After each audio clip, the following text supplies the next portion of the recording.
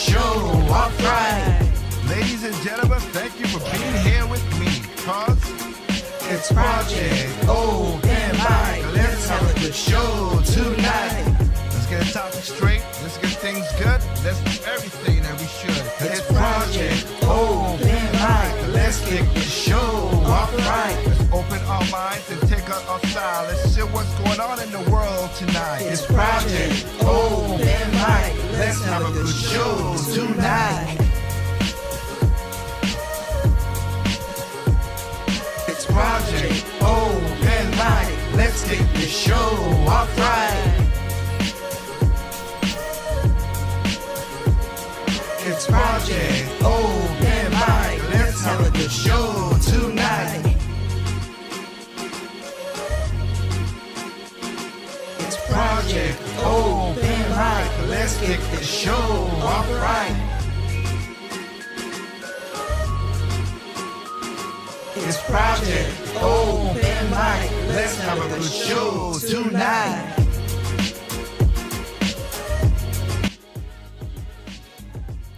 All right, what's going on? What's going on, guys? Hope you guys have a good night. It's Thursday. You know what time it is. Project Open Mic. Welcome back again, episode 55. Oh man, it's getting close to the holiday. I hope you guys enjoyed. I should say, hope you guys enjoyed your Thanksgiving. Let me put my beautiful mug on the screen. Hi, how you guys doing? Hope you guys enjoyed your Thanksgiving. I hope everything goes well. And y'all ate turkey and you chill with your family and be happy to be thankful about a lot of stuff. Now me, again, the way Thanksgiving became a holiday, which is because of how Abraham Lincoln wanted to. He had to do nothing with the stuff with the Native Americans and all the stuff of the past, but people want to do it that way. Me, it's always been that I'm thankful that I made it through another year and I spent time with my family and everything, so that's how I respect it. And another great thing that Lincoln did add on to have a holiday like that. One of my favorite presidents, Abraham Lincoln. Anyway, but I hope you guys enjoyed yourself. I mean, I did. I went, had some good food, went out of town, had some good food, must say, enjoyed it, spent a lovely time with my friends and family and my girlfriend's family and just had a good time, so I enjoyed it. Hopefully it'll be the same thing around next year. But tonight we're gonna talk about some topics that that I always talk about. Funny enough, but I gotta play them for certain people because it's just hard of hearing in certain ways. And I want to go out and make a good shout out to a lot of people who joined in last week. Project Open Mic did a lot of views. Again, we viewed across multiple platforms, not in a single platform. Again, if you guys want to go, I'm going to be adding more stuff. Have added more stuff to this, and a way to back up more videos in it as well too. So down there you see the link for Project Open Mic on YouTube. You could go to that. And hopefully that you could see many things in that situation. But we also added a Rumble, which I don't have the link now. I have I'll next week's show. There will be links to new stuff. Also, we have locals. So shout out to the Rumble people who are going to be joining on. Hope you guys like the show. I also want to shout out to locals. That's another way that you're going to be joining the show. And then, of course, to my Tempo FM fams out there, my live.com fams out there, the same thing for Facebook, the same thing for YouTube, and the other same thing for Twitch. All y'all who across the multiple platforms, I want to thank y'all for giving me your time, your eyes, your ears, your mind to listen to what we're going to talk about today. And again, comment if you're on YouTube, comment, same thing for Rumble, whatever. Comment and have discussion, thumbs up, thumbs down. Let's just have a discussion. That's what Project Open Mic is. It's basically open up your minds to different things. Maybe some of y'all have some of the thoughts that I have, or maybe we could go even deeper. But we're expanding more and more, so I want you guys to feel welcome into this. So for locals and for Rumble, we and you can go to YouTube if you want to catch up with stuff. I will transmit some of my stuff over to those so people can catch up on it. But this is episode 55. We have another channel. We have another show called the Side Chat, where we more interactive with more people, talk about topics we talk about tonight, maybe, or different topics all and all. Hopefully, we could have other people join in. You have that. Then we have some called Straight No Chasers, and we'll see how that works out. Straight No Chasers is basically like it is what it is. I just give you straight up what it is. So it's more about relationships and how the culture and how society has done certain things. So we talk about that. It's a little male centric, since we talk about dating, relationship and stuff. You gotta watch yourself, be careful. I'm an advocate for young men to be careful. Wrap it up. I always say that. Do not do stupid decisions. Men, just like women gotta make great decisions in the males, men's gotta do the exact same thing as well. You gotta make the decisions in their partners. And it's going to be expanded more and more with T3 Life and other stuff is coming next year. So just wanted to get the formalities out the way. Again, thank you for joining us. New platforms. And there's going to be more new platforms joining on, hopefully by the end of the year. And T3Records.com should be back up. So you could have all the links, and you could see what's going on in the world with T3 Records. New music's coming out next year, 20 anniversaries next year. With how COVID is, I don't know about the touring and everything. We'll try to see what we could do, but our 20th anniversary album is coming out next year.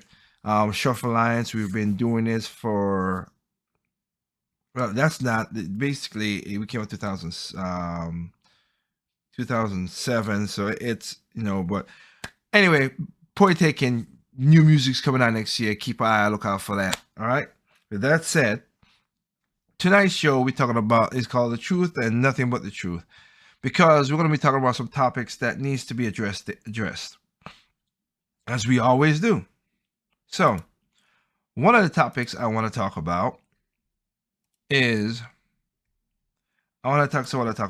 since last week we went I gave you the formalities in a special edition, Project Over Mike, talking about Kyle Rittenhouse and everything and how that worked out.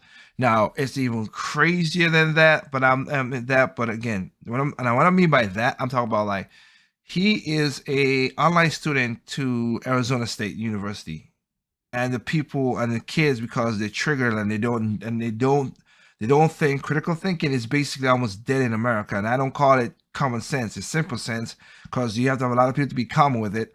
But with that stated, they want him off the. They want the school to basically ban him from coming to the. He's not in the campus. He's online, but that's how crazy some of this thing is going on. Another thing that's going on that's crazy is one of the platforms that I do not engage myself into, which is Twitter. You have a Project Over Mike on Twitter. I don't have access to it. Somebody does, who's supposed to be who always on the show AA, but I don't know when last we checked this. I can't say nothing. But I know I personally don't want to be on Twitter, including after Jack Dorsey is of course not there no more. Stepped down. Somebody has took over, and this guy is has more sensory, and wants to control the conversation more than anything. So I wasn't a Twitter fan in the first place, and I could tell you right now, not gonna be in the future anyway. So that's one thing. But going back to the Kyle Rittenhouse thing, there's another verdict that came out last week that was very important, which was the Ahmaud Arbery case. That came out, and I'm happy that it came out, and I'm happy that to see, again, the system did work. With Kyle Rittenhouse, the justice system worked. With Ahmaud Arbery, he got justice. I mean, watching that case, I feel, like I said, it's not as cleanly cut as the Kyle Rittenhouse case, and people can't twitch it around, whatever. But those guys were the true vigilantes, and they just kill a man basically in cold blood, and and then again, I'm happy that the case went to where it's supposed to be. So in both cases, the jury had it right, in my opinion. Seeing the trials, seeing the files, that's what it is. So with that case of saying that, I want to play a video of the man's father, and I want to see if you guys catch something. But I want to listen to Carl's father, because yeah, it is. Not Carl's father. I'm sorry. Arbery's father. I'm so sorry. Arbery's father. I want to let that play and give Arbery the same credit as cases as it was with Kyle as well too.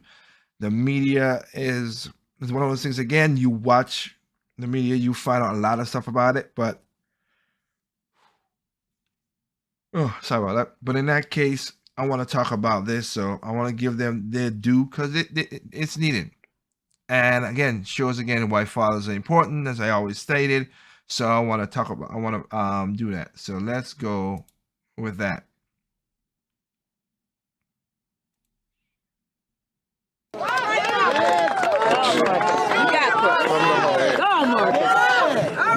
Number one, I want to give all glory to God. Yes. Because that's who made all this possible. Yes, it is. Number two, I want to thank his mama. Yeah. And I want to thank my sisters and brothers. I want to thank my children for being strong through this rough time. Yes. Because I know it was hard what they had to deal with. Yes.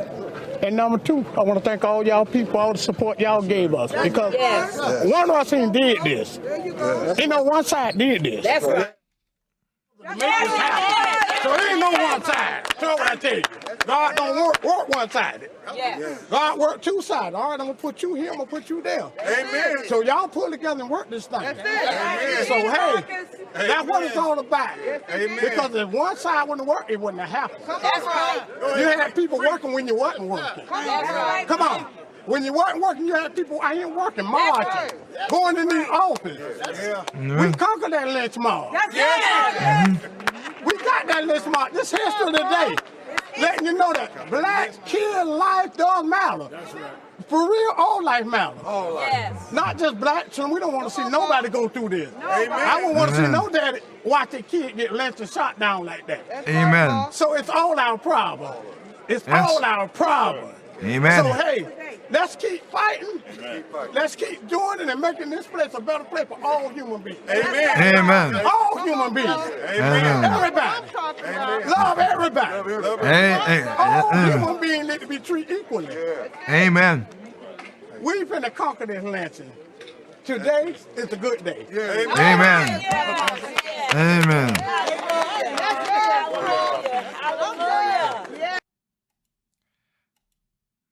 Hey, you know what? Crap. Back up.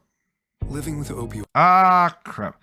Okay, my bad on that. This is not. Sorry about that. So those are good words. I have nothing against that, but I want to show you something in which I lost control over the situation here, which is my bad. Okay, so I want to show something here, and this was on. Now, CNN and MSNBC did something that I didn't like, and that's why I had to go find this certain video. All right.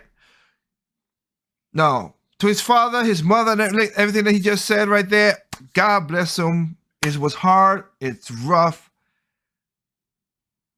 But there was something that happened. If you watch this, and I've said this once, I've said it many times, be careful of the media, of what it is. This is nothing against his father, nothing against his mother, and all this stuff. There's two people in that video, that I don't have no respect for. Benjamin Crump and, of course, Al Sharpton. I don't call him Reverend because he's evil and he's going to be in hell like everybody else. Even me. I don't care. I don't trust. That dude is evil. But why to go and find this certain clip this way? Because up to a certain point, the news went, MSNBC and CNN played it, and then they stopped playing it, and then they did their commentary. And I'm gonna show you where it happened, because you will see a difference. So let's look at it again. Sorry, like I said, I lost all confidence in that. So here you go. Look at the lighting, and listen carefully. And you'll see what I'm talking about. And you'll see why I had to go find the true clip. And it's just sad that you have to find a true clip which he did say nothing wrong. I agree with everything this man said and the pain that he and his family went through. But the narrative that the media wants to do sucks. So I'll play this right here.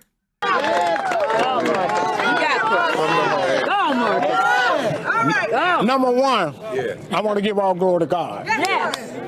Because that's who made all this possible. Yes, it is. Number two, I want to thank his mama. And I want to thank my sisters and brothers. I want to thank my children for being strong through this rough time. Because I know it was hard what they had to deal with. And number two, I want to thank all y'all people, all the support y'all gave us. Because one of us did this. You know, one side did this. That's right. So there ain't no one side. That's right. So there ain't no one side. So what I tell you. That's right. What you just saw is what I was talking about. See the exposure. And then see that the audio went. You know, one side did this. That's right. That's where it cut off, and then they did a commentary, and then you go see. The exposure is different. You see how everything looks different. And he had to come back into the top. So what I tell you. God don't work one-sided. That's where it changed the whole subject. That's the part, like I said, I don't trust media. You gotta go. There was another clip a while ago where this woman, when the sister, I forgot the game of the guy who got shot, and it's messed up. I can't remember his name right now, but he got shot, and his sister went on the news, and the sister's like, stop destroying the building, stop destroying the neighborhood, and I'm like, oh, that's great, that's awesome, but then they cut the video there, and when you find the real video, she's like, go protect those people, those white people, go take their videos, their houses, go. I'm like, that's not a good thing. What he said, because he said all life matters and all that stuff like that, that's why they didn't want to put that rhetoric in there, which is true, and I'm happy. And like he said, I don't want no family to go through what he went through. That is 100%. I don't care if you're white, black, Hispanic, Asian, whatever. You should not go through that. And that's a good thing to say, to put on the TV, to let people go. But of course, they got to control the narrative. They just can't let it go. They just can't let it go. Again, shout out to you, Mr. Marcus. You did a great job. Same thing for your mother, your wife, because the interviews I've seen her, I'm not seeing too much craziness, but I've seen her being respectful and all that thing. So bless her as well, too. Bless the family. You got the verdict that you want. I just wish you didn't have those two freaking hustlers and hooksters behind you, because they don't give a dang about nothing, in my opinion. Benjamin Crump is a horrible person. Al Sharpton, I don't give a damn. He hurts black people more than he helps black people. So sorry, that's my opinion of the man. I'm not gonna say I never call him Reverend nothing, because he ain't just who he is, whatever. And with that, we're gonna jump to another thing with Reverend in it, just to prove my point. What I'm saying, because he's a very outspoken man. I want to say everything, but when certain things he knows is whatever, he doesn't want to say anything. But again, to the jurors who did the right job and looking at the case, yes, they found him guilty. Yes, they go to jail. I'm happy for that. God, that I wish that innocent life didn't get taken off again. It wasn't as clean because Audrey had little stuff that, like the logic of how he was there and doing stuff, and he was caught doing certain things. I was like, why would you do that, brother?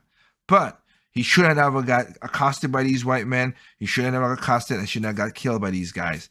That was crazy, and I understand it. And the jury came to the right case, just like with Cal Rittenhouse. Jury came to the right case. Now, hopefully, the one with Keshina, whatever it is, at the Christmas parade, I hope they throw this man in jail for life. I hope they throw him in jail for life. They're gonna say, oh, he's mentally ill. Yes, he might be mentally ill, but those children, those old ladies who got killed by this man don't know no difference because they got killed by a crazy man. I don't care if you're crazy, sane, whatever. To kill a human being in just cold blood without knowing what's going on and not self-protection, that is the definition of being crazy, insanity. And I'm not down with that. I'm not. So that situation needs to be looked at. But remember I tell you, crazy leftist white women are the most racist, craziest people in the world. So I wasn't gonna do that, but since I have the power to, you know, I wanna do this little video right here.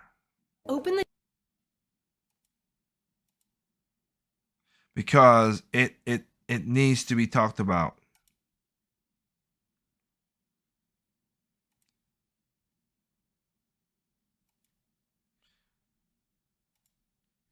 And this is another reason why I am not I'm not on Twitter again. Another reason. Just give you reasons for not doing this.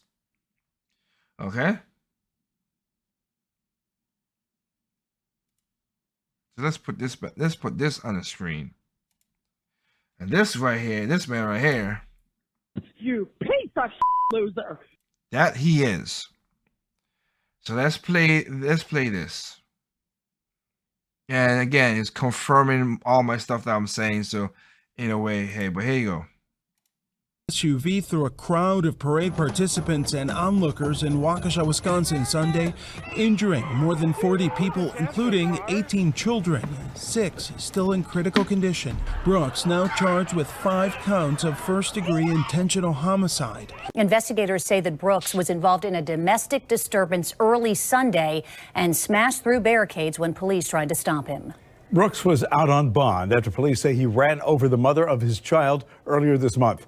He has a lengthy criminal history with charges dating back to 1999. If convicted on the intentional homicide charges, he could face up to life in prison. We want about 10 to 15 people down in the street. We also got multiple critical cases. Police say an officer shot at the SUV to try to stop it, but had to stop firing to avoid the crowd. The 5 victims who died range in age between 52 to 81 years old.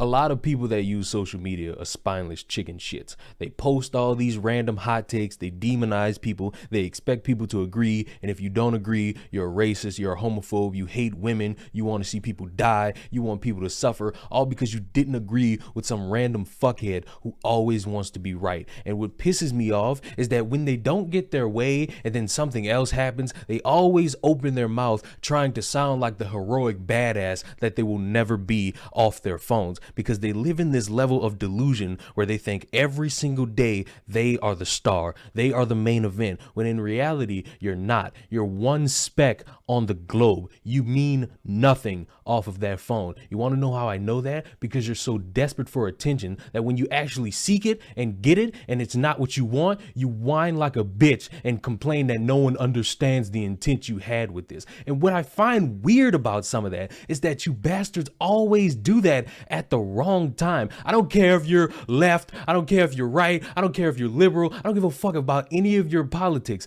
A lot of people do this regardless of your leanings, and I guarantee you, here's a clean fact you need to know. You're a piece of shit. You're not a hero. You're not somebody who needs to be understood. You're just a piece of shit. I've given up on trying to understand why people do this, and I've just come to the conclusion that a lot of people are pieces of shit. Don't believe me? A photo provided to Heavy by a witness shows the driver of an SUV that plowed into a Christmas parade in Waukesha, Wisconsin, killing multiple people and injuring more than 20. The suspect is in custody. So you would think a tragic event at a parade, people got hurt, people died, and somebody needs to be found and has been found. So why in anybody's mind would somebody think it's okay to tweet it's probably just self-defense, hashtag Wisconsin, hashtag Kyle Rittenhouse?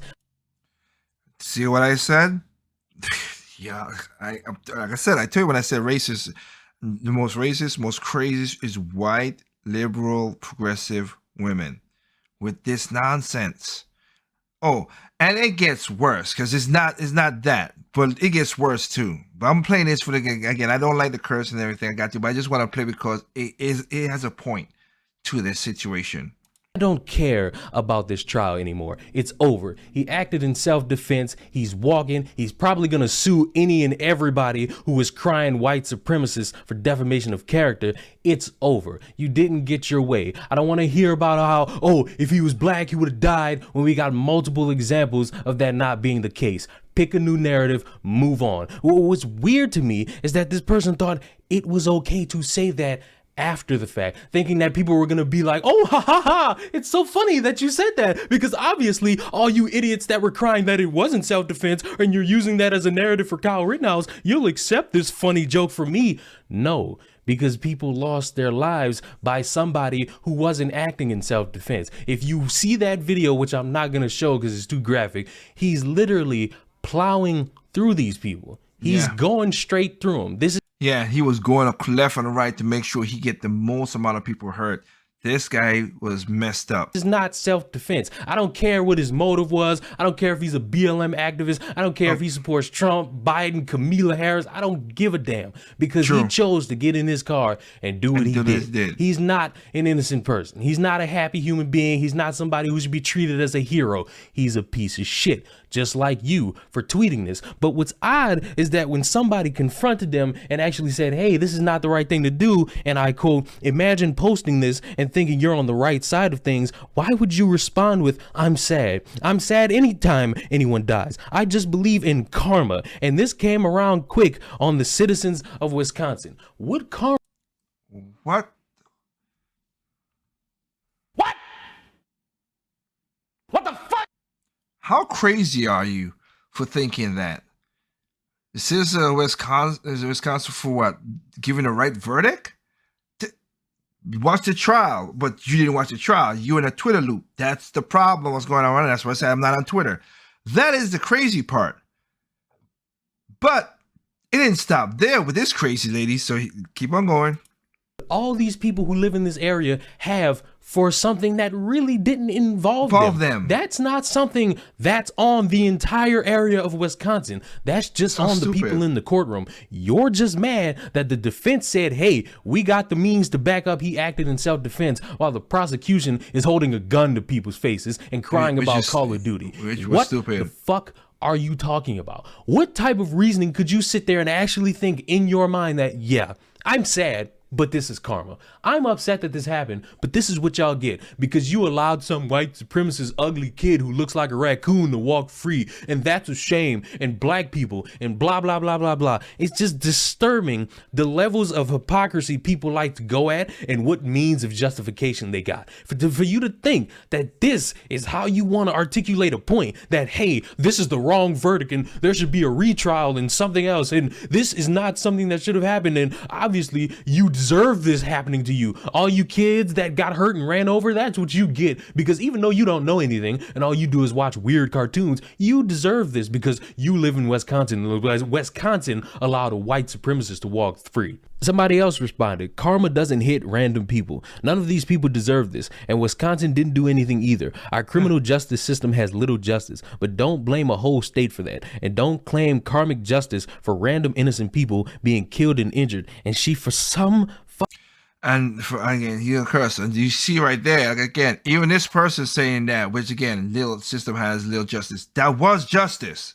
That was the justice. Was the guy. Again, you watch the trial, but y'all don't watch the trial. That's the problem with being in a circle jerk, but being in an echo chamber. And of course, Twitter just got worse. Like I said, when Jack Dorsey stepped down and this new guy coming, and he want to give now these crazy people a megaphone. They're already in a room talking to each other. Now you give them a megaphone to keep, hey, I'm a piece of crap like you. Yeah, we're a piece of crap just like you. Yeah, and we know better than anybody in the world. That's literally what just happened with Twitter right now. But look at this right here with the craziness. I can't believe she doubled down. Reason responded with, the blood of Kyle Rittenhouse's victims is on the hands of Wisconsin citizens, even the children. How mentally How mentally messed up are you, lady? Huh? You crazy? Even the children? And the victims were people who hurt people. It's not like, again, I'll say it again. Rosenbaum was going around. He was not saying, everybody's like, oh, he was there to help black people.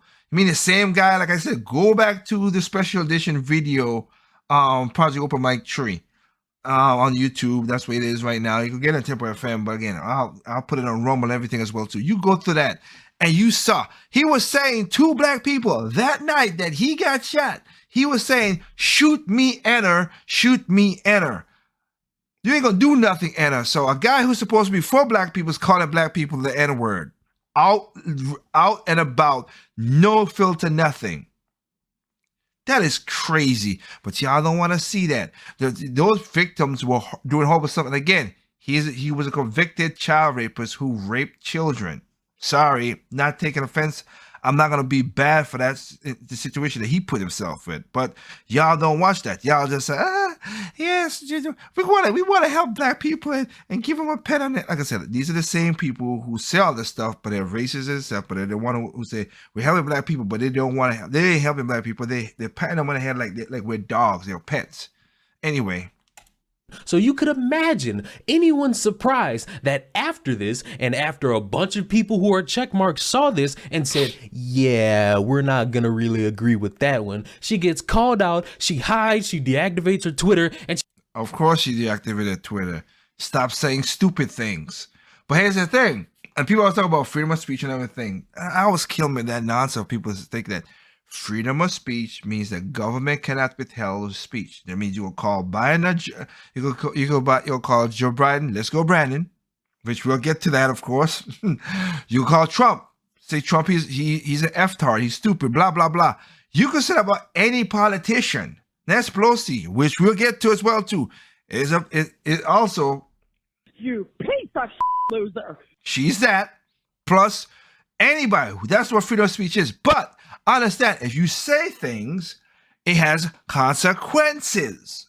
So she, of course, had consequences for what she did, the dummy. So, of course, she had to deactivate her Twitter page. she gets called out, she hides, she deactivates her Twitter, and she gets fired from her job because, of course, nobody wants that in their company. Thank you. Illinois Democrat lost job for calling Wisconsin massacre karma for Rittenhouse acquittal. Mary Lamansky tweeted out is probably, for the parade, blah, blah, and it goes worse like that. Yeah, that's what happened. That was idiotic. Look, the internet works as a double-edged sword. It's a good thing. It helps us move along, do something. And it's a bad thing because it gave a bite to a lot of people out there for their stupid thoughts. I get that. But it's for some reason a lot of people just think that they don't have consequences in what you're saying.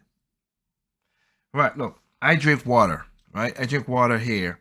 Oh, of course, to keep my body, good and everything. But I drink water here because I'm talking to you guys, so my throat don't get itchy and hoarse and all that stuff, to keep it very, that. If I don't drink that, that happens and I can't talk. Like, everything has a consequence. We gotta understand that. It's just stupid. I don't get it. You dumb asses. So my keen advice, I know a lot of people don't like to listen to me because I'm problematic and for some reason in your fucking minds I'm conservative. Stop doing this. Stop deciding that you want to be this hero that wants to call out hypocrisy when you make yourself look like a dumbass. This did not help you, random white woman trying to help the black community. You look like a fucking idiot. So I'm glad you lost your job. I'm glad you're getting your karma because that's what you deserve for being a literal piece of shit. Subscribe to the So shout outs to Leon. That just makes no sense to me, and that's why I wanted to bring that up. Okay, that's why I wanted to bring it up so you can see. I did, like I said, don't like all the cursing and everything. And again, for the people who are joining us new from locals and Rumble, I myself try my best not to curse as well too, but I know that I have to use certain clips to get my points across, so I apologize for that. And sometimes I'll put a little say, hey, you know, I do want it to be that you could teachable more for kids and all that stuff, but sometimes you get some crazy stuff, and that's why I said like the special show I did last week when I had to do with Rosenbaum, the first guy that Calvin now killed. I had to play the clip. I don't like using the N-word, but I had to play the clip so you people can understand. He was not the saint that people thought he was. He was not. Again, if a person is bad, I don't want a person who's bad to, if he does bad in the past and the horrible stuff, I get it. I do not want them. I don't wish them to death. But I'm sorry, when you're doing bad things and you get caught up in that, well, I don't know what else I could say about that. Just saying. So, it sucks, but that's how it's going on. Now, let's move on to another topic, I should say.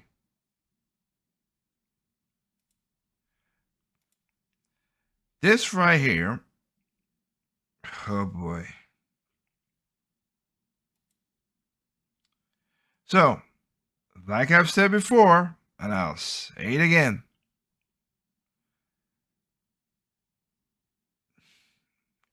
you got to be careful of the media, one. You got to be careful of politicians, left and right, Democrats and Republicans. I'm not a fan. That's why I'm a libertarian. But again, even my libertarian party chooses dumb people to represent it. I just like to be that I think that I want to think that I could do stuff for myself. Right now, we have the Omicron variant, which again, what I've been saying this from since March of last year. The virus is going to mutate.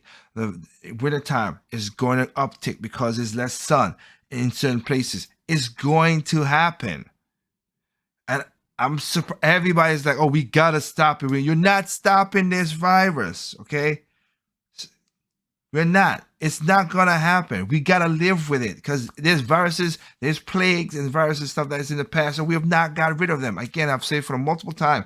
Go to San Francisco, they have the Black Plague. They have the bubonic plague because they are unsanitary with having poop on the streets and people stepping on needles and they have to cut their leg off because they got affected with a flesh-eating virus and all kind of stuff. You have that stuff still going on.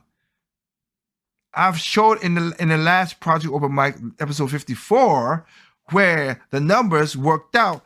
You have a 99.998% survival rate.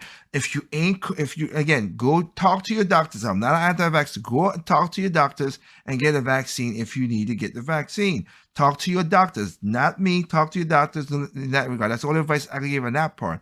Go to your physician, talk to them.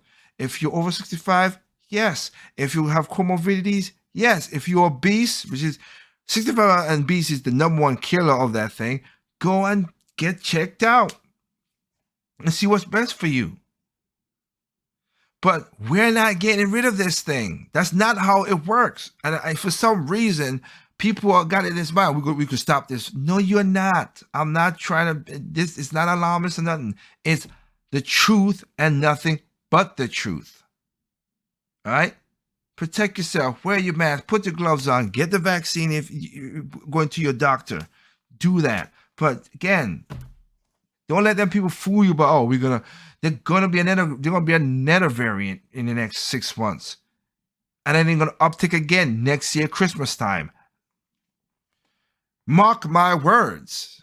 It's like simple sense. It's not, I'm not making things up. It's literally that's how it works. Just it's weird how that works out in that regard. So in that, I want to talk about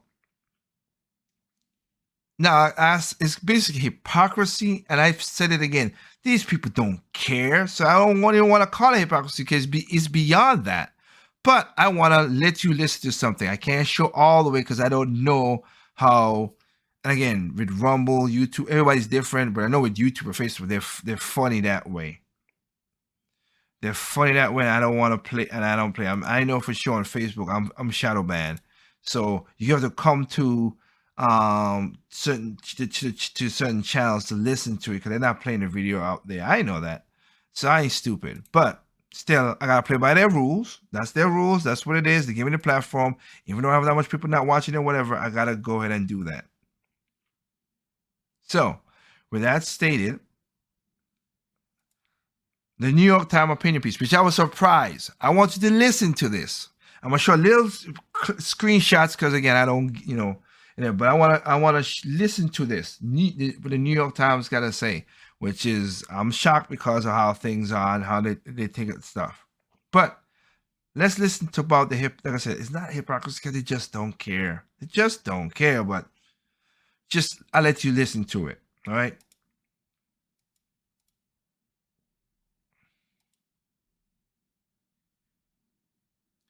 I gotta make sure, like I said, with the thing. But anyway, it has to do with this map. This is a map of the 18 states in the U.S. So like this, I'll show you. 18 states in the U.S. You see it right here. These are 18 states that literally has veto, you can't veto stuff. You can, like, they have full 100% controls. These are all Democratic run states, and multiple cities are in them. Okay, they have the mass majority. And remember, we have Congress, Democrats, Senate is Democrats, and the White House.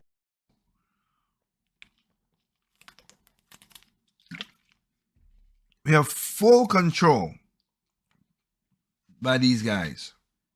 Okay? Let's go forward now. I just wanted to show the map. So this is what I'm playing. It's New York Times. This is a New York Times piece. I just want to show you that part. I might pause and show you again when they talk about certain things. Okay? Just saying.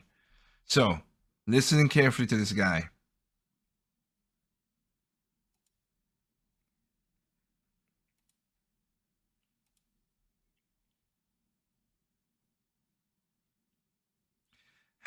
I might could get away. Let's see. Let's see if I could get away with it. I'll make it super small. Let's try. Let's do an experiment and see if I get away with this. I make it super small. It is what it is. Best just to look at my ugly mug all the time and not moving around. But let's go with that. I'll rewind it and play it again. Oh, what are you doing? For some reason, again, that's what I said tonight. YouTube is acting weird. Anyway, with this map. This is a map of the 18 states in the U.S. where Democrats control the legislative and executive branches, or else have some veto-proof majority in the legislature. Democrats in D.C. often blame the GOP for foiling their progressive vision. When middle-class families see their taxes go up, they'll know Republicans are to blame. You piece of loser. Sorry, I hate Chuck Schumer. I'm sorry. That dude he's a piece of crap. Again, if you want me to say shit, I also don't like Susan Collins. I also don't like Mitt Romney, for Republicans' sake. Seriously, I don't like these people. Bad people. But he and foiling their progressive vision. When middle-class families see their taxes go up, they'll know Republicans are to blame. But if you Sorry, I didn't mean to pause it there again, but I'll say this too. The Republicans play the same game too. They did it with, the first term with President Trump. They did the exact same thing as well too. So both parties do this nonsense. When you have the power and but you just want to the Democrats didn't want to do this and that. I blame the Democrats straight on to what they've said and what they've done or whatever. I'm not playing a game that, we couldn't get things done because of this party blocking and whatever. That's why I don't play that game at all. But again, I didn't mean to pause it there. I just want to point it out because the Republicans do the exact same thing too. Anyway, let's go. Democrats in D.C. often blame the GOP for foiling their progressive vision. When middle-class families see their taxes go up, they'll know Republicans are to blame. But if you zoom into these 18 states, there's effectively no Republicans standing in the way. So my question is, what do Democrats actually do when they have all the power?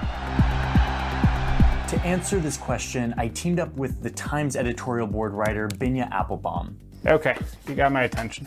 He's been thinking about and writing books about and reporting on this topic for decades. I think, Americans tend to view politics as a competition of us versus them. And they tend to think that if they would just get out of the way, then we can do the things that we want to do. There is no them standing in the way. There's just the we of Democrats and their supporters, and they get to decide what policy should look like in those states. And that is an opportunity for them to implement their vision. For this story, I also delved into this giant document. It is the 2020 Democratic Party platform. If you want to really understand what Democrats say they want, what their vision is for America, it's found inside of this document. And remember, that is their platform. We want all these things. We want all these things. But do they really? Do they really? That's what we're diving into. This document serves as a guide as we zoom into these states to answer this question. What do Democrats really do when they have all the power? Nearly 554,000 homeless people from the 25 wealthiest Americans shows they're paying little in income taxes compared to their fortunes, sometimes nothing at all. We cannot, in good faith, blame the Republican Party when House Democrats have a majority. There's still very intense segregation happening in all kinds of forms all over this country. Okay, so let's start with California. To me, California is like the quintessential liberal state. From the state legislature to the whole executive branch to most of the big cities, Dems hold majority control. So what do they do with all this power? Looking at California, you have to look at housing. Okay, now wait, listen. When I hear the words housing policy, I tend to sort of doze off. But Binya insists that housing policy and what is happening in California is definitely worth looking at. It is, because I've talked about it as well, and I'm going to bring up some other stuff. There's a video of a guy who went around and built housing for people who was homeless and all that stuff like that. And a politician came out and said, "Oh, we're going to build apartments and all that stuff." And he's going to be, and so the apartment's like $1 million an apartment. That's what they want to give to homeless people. Some of these are just vagrants. Some are true people who are homeless, who had hard times, whatever. So this guy built houses for them. And the politicians say destroy the houses because it's not that. So he did. So they went around. The government went around and destroyed houses, even though they asked for more houses. Again, how that makes sense? How does that make sense? It doesn't. It boggles the mind. Not say that you are against inequality in America unless you are willing to have affordable housing built in your neighborhood. And Democrats completely agree. Here in this document, the word housing is mentioned over 100 times. The neighborhood where you're born has a huge influence on the rest of your life. Children who are born in neighborhoods with degraded environmental conditions, with a lack of access to high-quality public services, poor schools, poor public transit, are at a permanent disadvantage. And they even say verbatim, housing in America should be stable, accessible, safe, healthy, energy efficient, and above all, affordable. Housing is a human right. Housing is a human right. And above all, affordable. Housing is a human right. Housing is a human right. The rent is going through the roof. Housing is a human right. Housing is not a freaking human right. It's not. So let's not pretend that nonsense. It's not. It's not a human right. I have a human right to use my arms, my legs. That's why I can control. I had to work my butt off just as much as you people had to work your butt off to get your house where you get. Now, he has choices. He has opportunities. It should be an equal opportunity to get what you need to get if you work hard to get it. But housing is not a damn human right, because if that's the case, there's a lot of people who are living in cages, huts, other stuff that if it's a human right in other countries, Africa, up in the north, and it doesn't make no logical sense when they say that nonsense. That's what just ticks me off the most when they say that. And healthcare is a human right. No, it's not. Healthcare is not a human right either. I'm sorry, it's not. If that's the case, then you should take care of your body. Majority of the things that happens to you, now cancer is horrible. I'm not denying that other thing. There's a horrible thing that happens to people that happens out of that, and we should help as best as we can. But like when you have 80% of, like example, 80% of black women in America is overweight, is obese. That's not a good. The majority of that is not. Most majority of that is not. Your thyroids, whatever. It's majority is how you eat. That's why I was on this journey to make sure my body is good as long as I can. It's how you eat. Same thing with a family member of mine, which is just eat. Just eat more proficiently. Eat much better. Again, drink a lot of. That's why I drink a lot of water. Right? Like I said, I take cauliflower, put it in a blender, blend it, cook it up, put a little season on it. Bam, cauliflower rice on the cheap, healthier for you because you don't have the starch.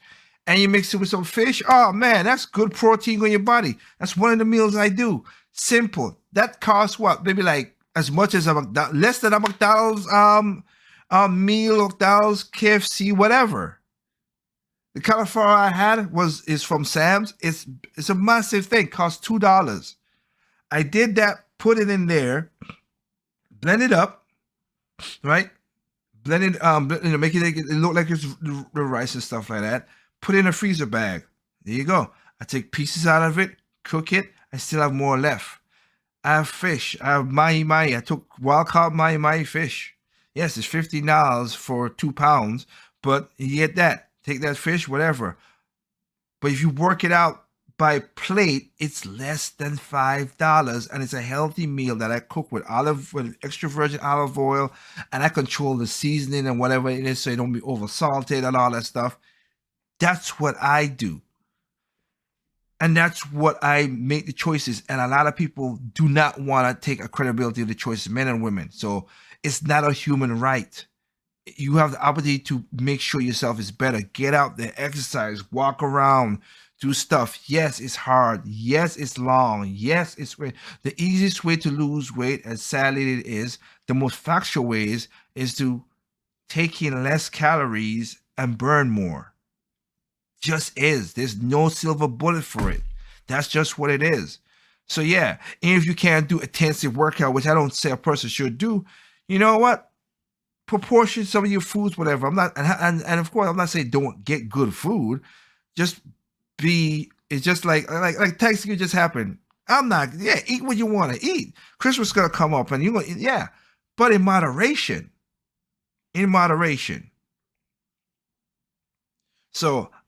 I hate when people juxtapose a lot of stuff to words that doesn't mean what it's supposed to mean. It's not a human right. A human right is I have the right to move my hand the way I want to. I can say what the hell out of my mouth, what the hell I want to say. So do you, so do anybody else. That's a human right.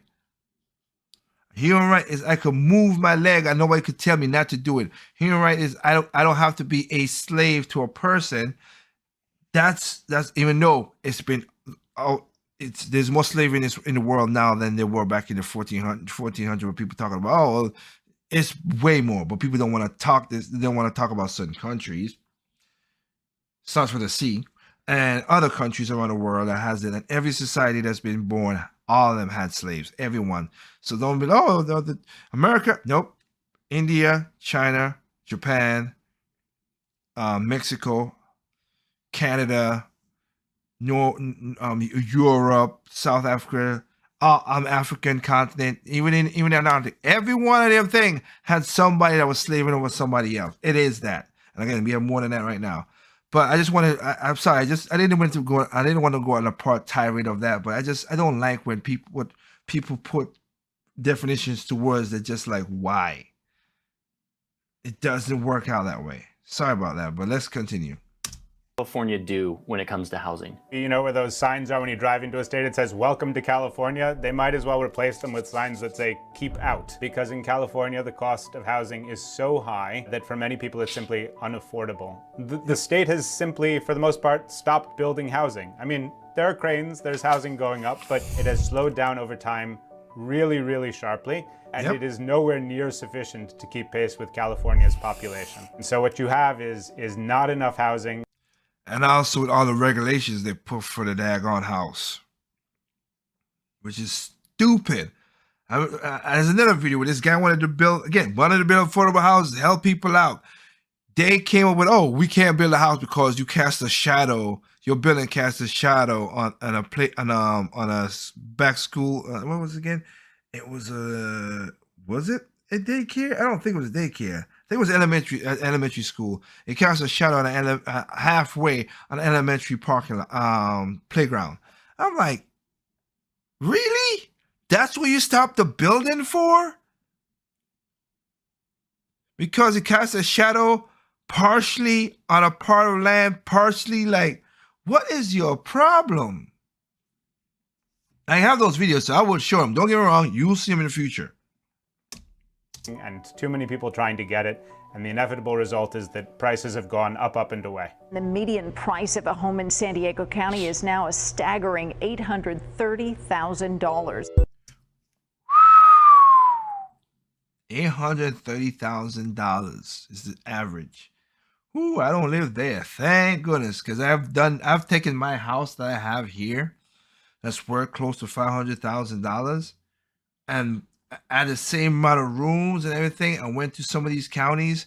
It's worth, from certain counties, like it's from the poorest counties, I could say, in certain part of California, it's worth $2.7 million. To the richest, it's worth $5 million. Holy smoke! And the thing about it, kill me, in a poor county part, as I said, I have more yard than what those people have. I have more acreage of land, and they just give you like a small little house part, like kind of, if you could see on the screen on the bottom part, like that, a little tiny lot like that, and it costs $2.7 million.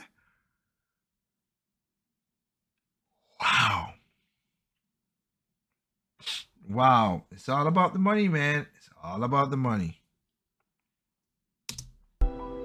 All around California, there are cities full of people who say that they are progressive, they're liberals. They believe in a more equal America, a more diverse America. They show up to the marches, they put in the lawn signs about everyone being equal, but at the same time, they're actively fighting to keep their neighborhoods looking like this.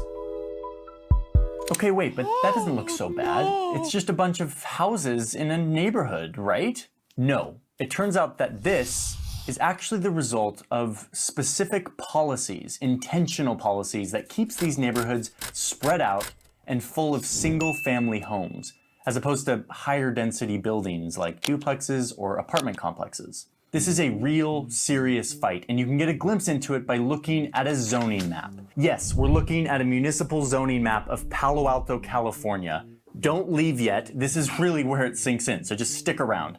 So everything on this map that is yellow is zoned for single-family homes, like this and this. One family can live here. But here in Palo Alto, there are a lot of new jobs. This is a desirable place to live for new opportunities. Over the past 8 years, the San Francisco area has added 676,000 jobs, but only 176,000 housing units.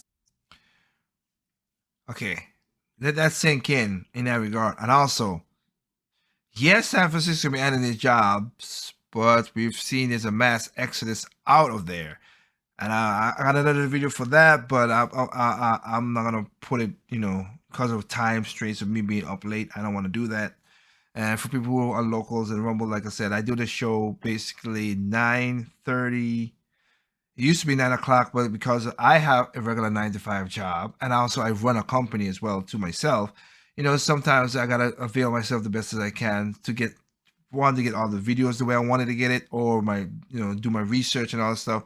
So I'm trying to see if we'll get everything good, so I can push it back to 9 o'clock, so it could be, that people could watch it without no problem. It was supposed to be literally 8 o'clock. Again, literally it was that, but again, life choices have been what it is. So in other words, and I know about this zoning thing as much as you know, because that's what my 9-to-5 job is, being an architect, doing videos, doing drawings, designs, and everything. So yeah, 676,000 jobs added, 176,000 housing units made.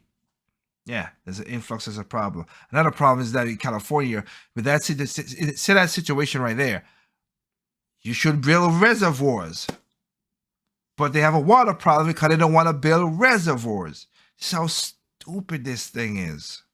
Oh my goodness. So a few years ago, the city council voted to change the zoning of one section of the city right here. Specifically this 2-acre plot of land. Wow. They wanted to change it from low density housing to higher density housing so that they could build a 60-unit affordable housing complex for elderly members of the community. Which I have no problem with that. It's funny too, because you have a hotel behind in the back of it. You have a hotel, so you don't want a certain way. You see, understandable. Okay, so they changed the zoning. Start building the 60-unit complex. No, the overwhelmingly liberal residents of Palo Alto decided to hold a vote to overturn the decision, to revert it back to low-density, single-family housing, back to yellow. And it passed, and the zoning was overturned. So now when you go to this plot of land, instead of an affordable housing complex for the elderly, what you're gonna see is this. A row of just a few houses, all of them massive and worth around $5 million each. I think. And you see what I said? $5 million each. That's exactly what I said about my house. People aren't living their values. You go to these meetings in these neighborhoods where they're talking about a new housing project, and it's always the same song, and it goes like this. I am very in favor of affordable housing. We need more of it in this community.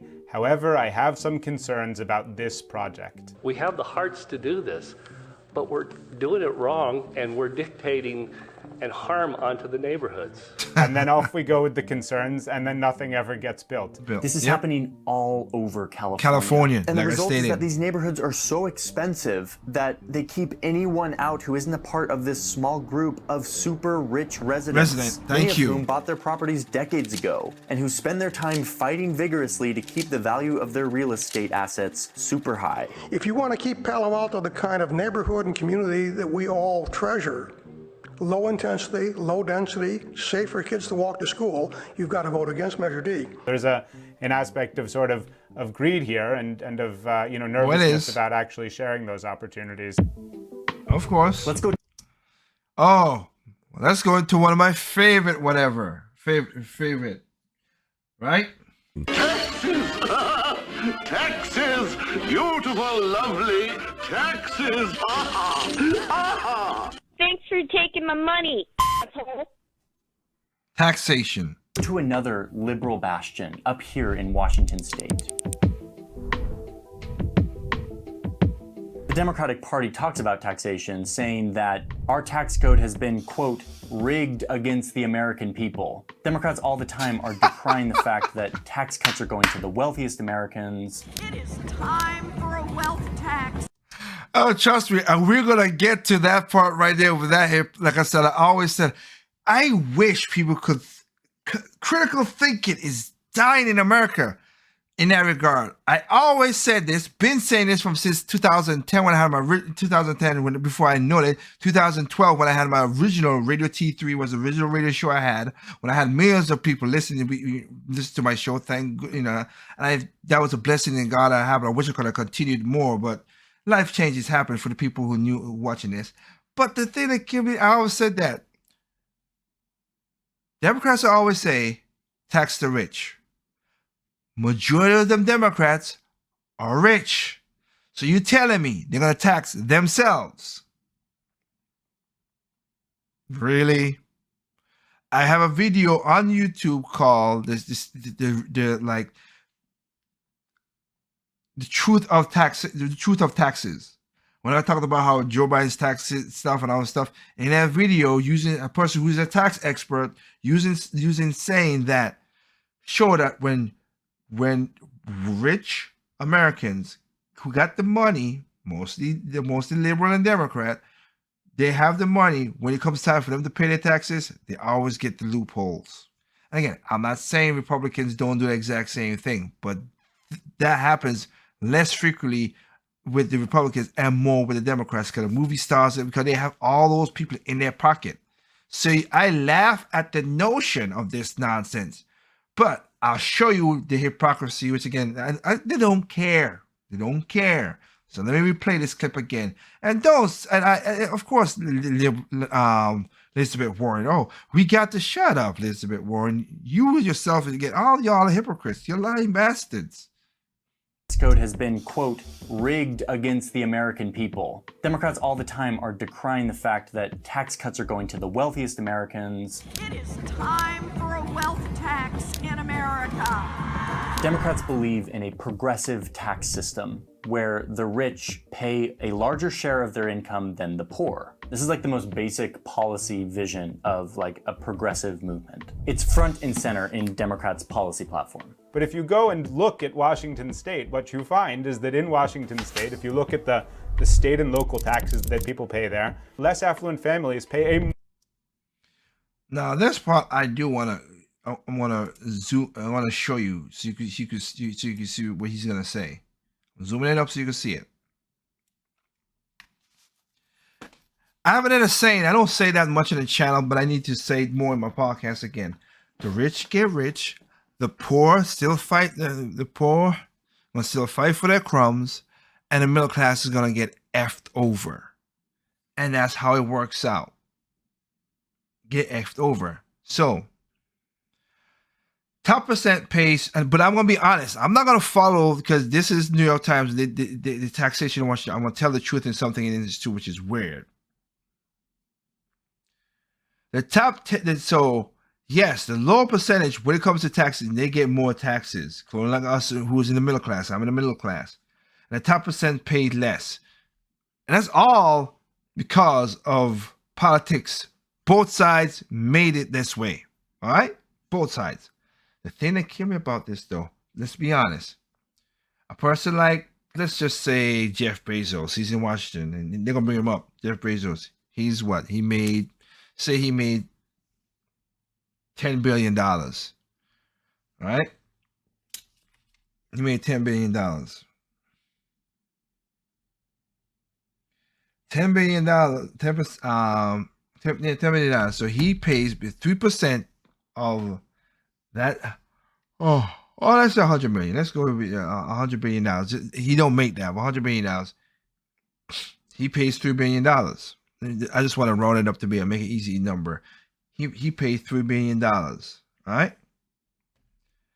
If you make, so he gives $3 billion, which is more than most of these people give, and at the lowest spend, even if a person gives 17.18% give to taxes goes for a person who makes $30,000, he gives way more money in cash and money into the tax than the person who makes $30,000. Now the problem, and I'm acknowledging it because I have critical thinking. I ain't stupid. Yes, the person who pays 17.8%, a lot of money comes out of their check of their $30,000, so it's harder for them to live. So I get that him, $3 billion gone, he could still live good. So I acknowledge that. But let's, like again, let the truth be the truth, and let's understand that he pays way more in cash money towards people than people who are the lower class. They do. You can take a lot of lower classes together, and then they're not gonna play with one man do in most cases. Him, Bill Gates, and all that stuff like that. Okay, so I'm just pointing that out for people that I am being as fair as possible as I can to show you what I'm talking about, and you understand what's going on in this.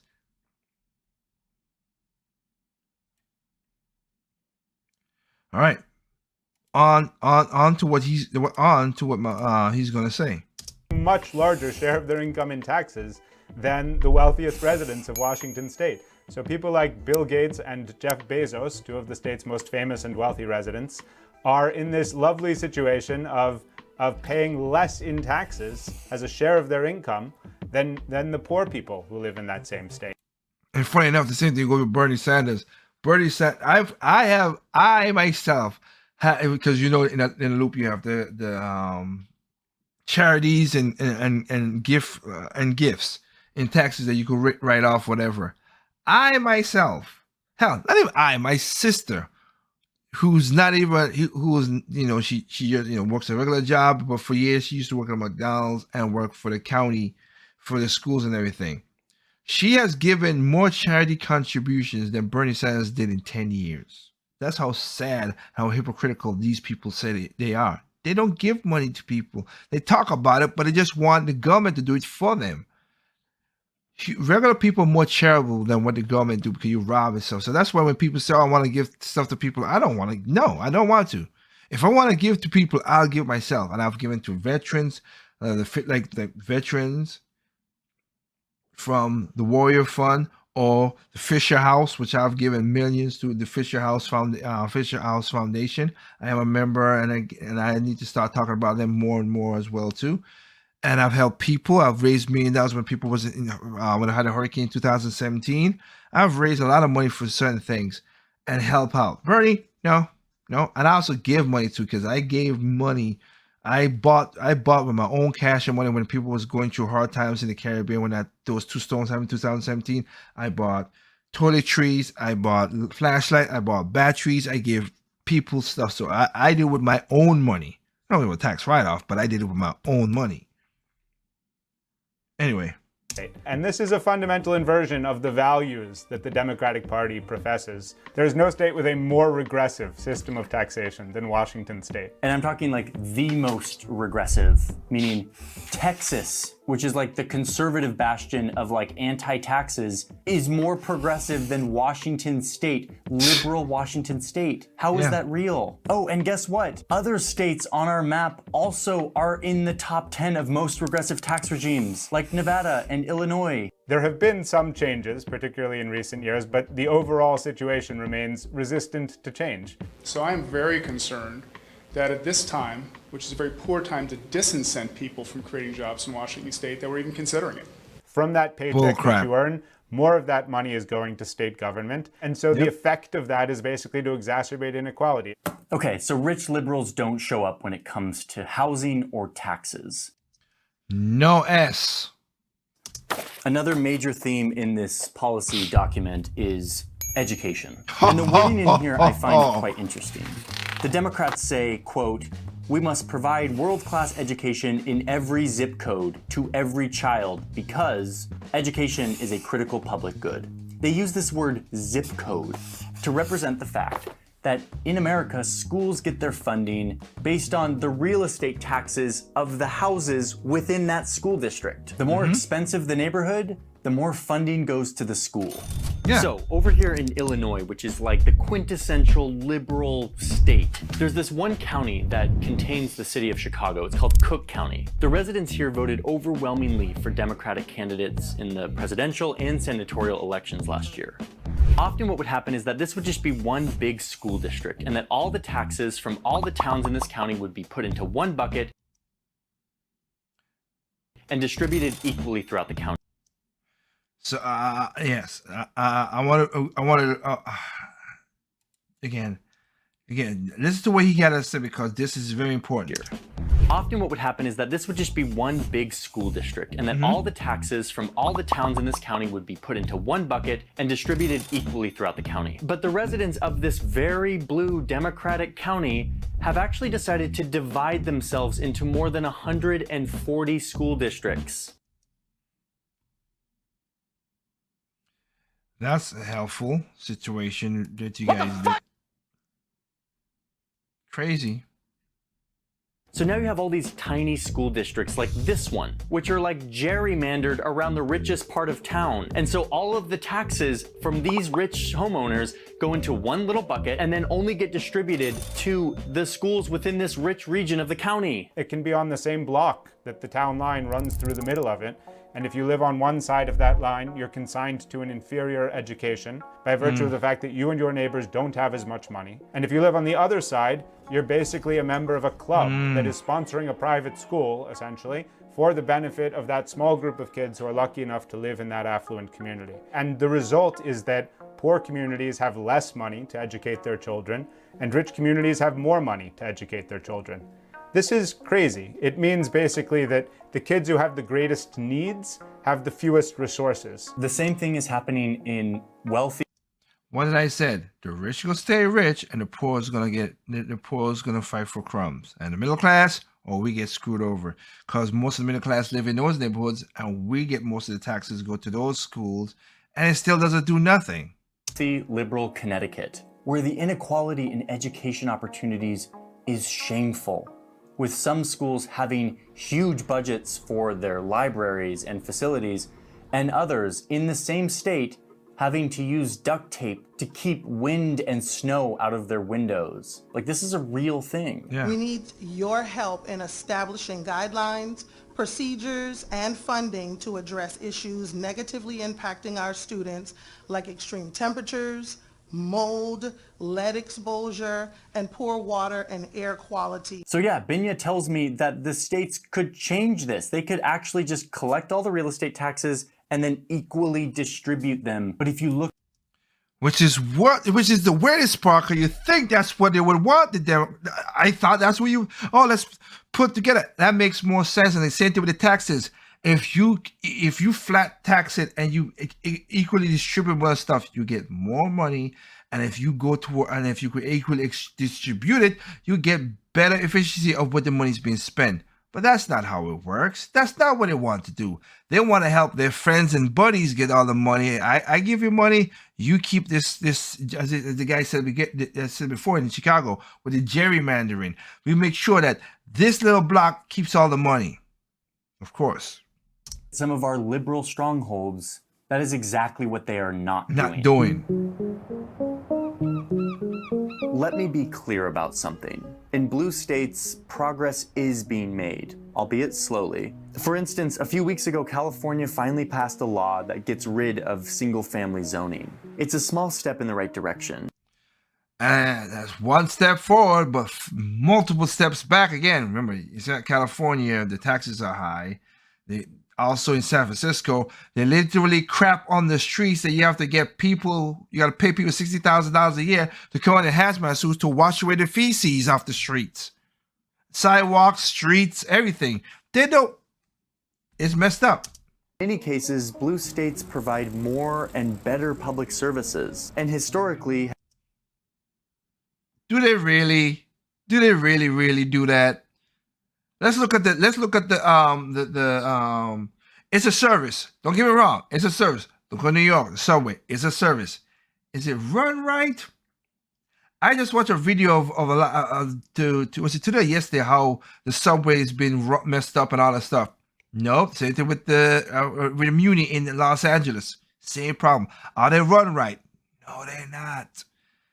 So I disagree with you on that one, sir. We have given better chances to low-income families to climb the economic ladder. Well, yeah, because more jobs are in those cities. You do that, and my best advice to you, best advice I have for you guys to do what I do. Get in there, do what I gotta do, and move out the city. Yes, you have to drive into the city, but I would never want to stay in the city because it's too much stuff that mess things up. Like me moving from the capital of North Carolina outside into the country. Yeah, I have more room. I could plant stuff. I could go to farmers markets and stuff that's not in the city. People gotta take the stuff in there and whatever. I could go to I literally like in the fall, we literally went to a grape farm and picked some grapes. And you know what?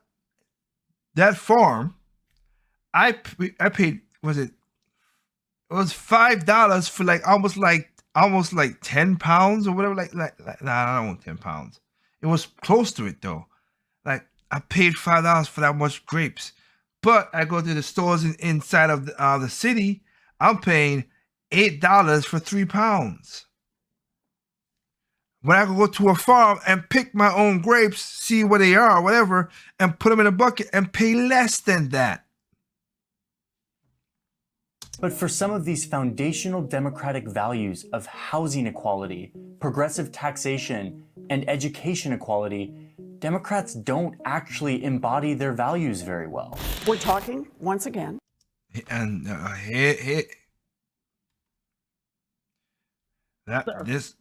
this person here. You piece of loser. Don't like her. But whatever in that regard. And I want to point out as well, too, in what he just stated right there.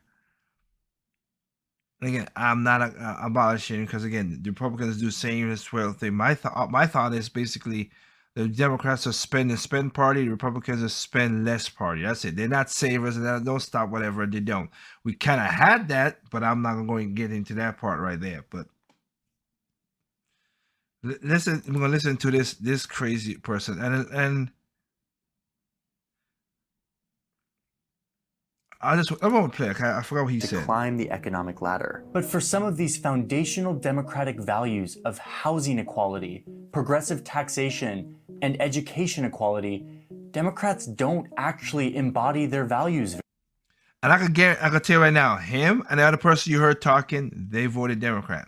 The reason I know that, because again, 97% of people who are in the media, even Fox News, the people on there, because they live in the bubbles, whatever, they vote Democrat. So kudos for him to talk about this and bring this up. But you still, you know what you do too, sir. So it's just weird. Very well. We're talking, once again, about a system that's been rigged. Republicans today are to blame. What we're talking about here is that blue states are the problem. Blue states are where the housing crisis is located. Blue states are where the disparities in education funding are the most dramatic. Blue states are the places where tens of thousands of homeless people are living on the streets. Blue states are the places where economic inequality is increasing most quickly in this country. This is not a problem of not doing well enough. It is a situation where the blue states are the problem. Affluent liberals tend to be really good at showing up to the marches and talking about how they love equality. They're really good at putting signs in their lawns saying that all are welcome here. But by their actions, what they're actually saying is, yes, we believe in these ideals, just not in my backyard. We are not living our values. People who live in blue states, people who profess liberal values, you need to look in the mirror and need to understand that they are not taking the actions that are consistent with those values, not just incidentally, not just in small areas, but that some of the most important policy choices. We are denying people the opportunity to prosper and to thrive and to build better lives. Exactly. And it is happening in places where Democrats control the levers of policy. Exactly. Okay? That's why I wanted to play that. That's a problem. And let's add the whole race as well to that, because again, the race thing is an issue. And they think, oh, I'll give black people a few crumbs and whatever. Look, black people, you're not smart enough, so I'm gonna help you and I'm gonna give you crumbs.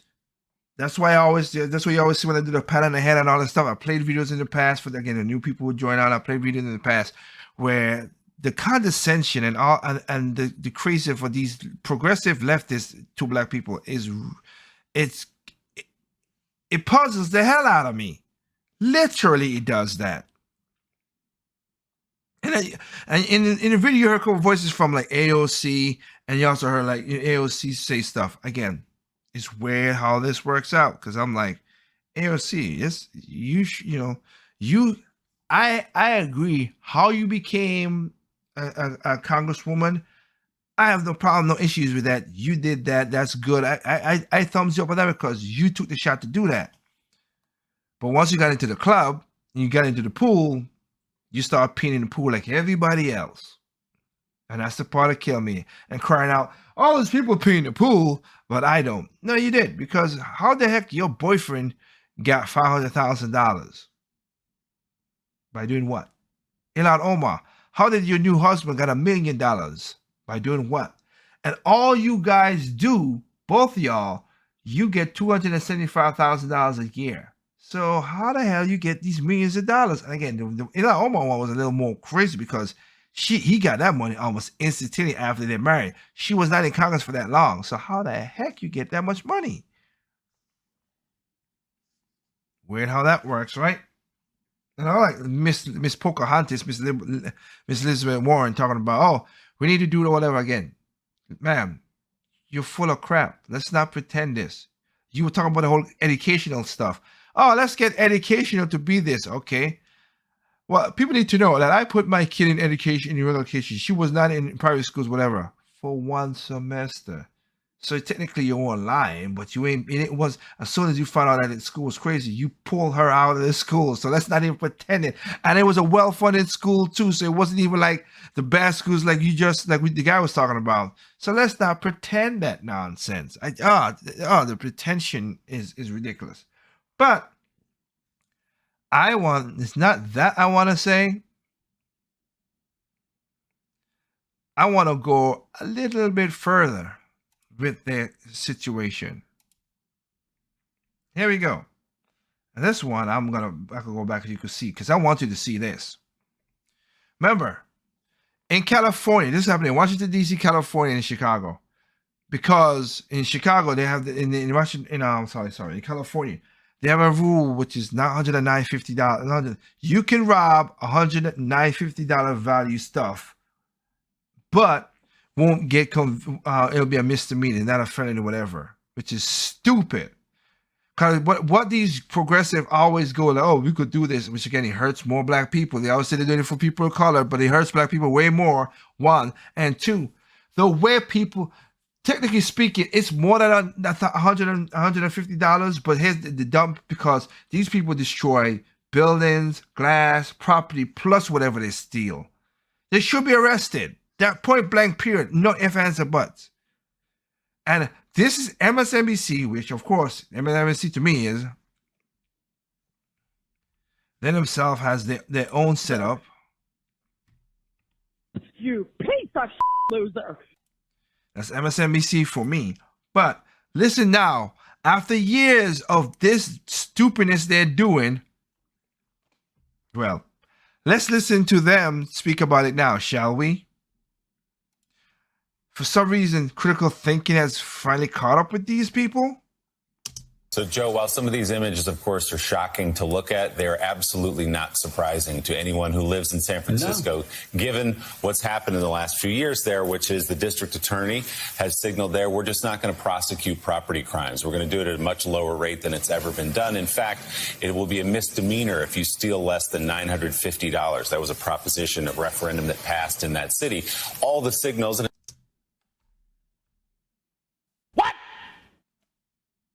What the fuck? Seriously? But again, you destroy my car to get a phone that's like $600, but you destroy my car, you destroy my glass, I gotta clean out my glass or whatever, or the stores, where it's funny enough, that the one in Nordstrom, where they carry crowbars into the store and hit people across their head.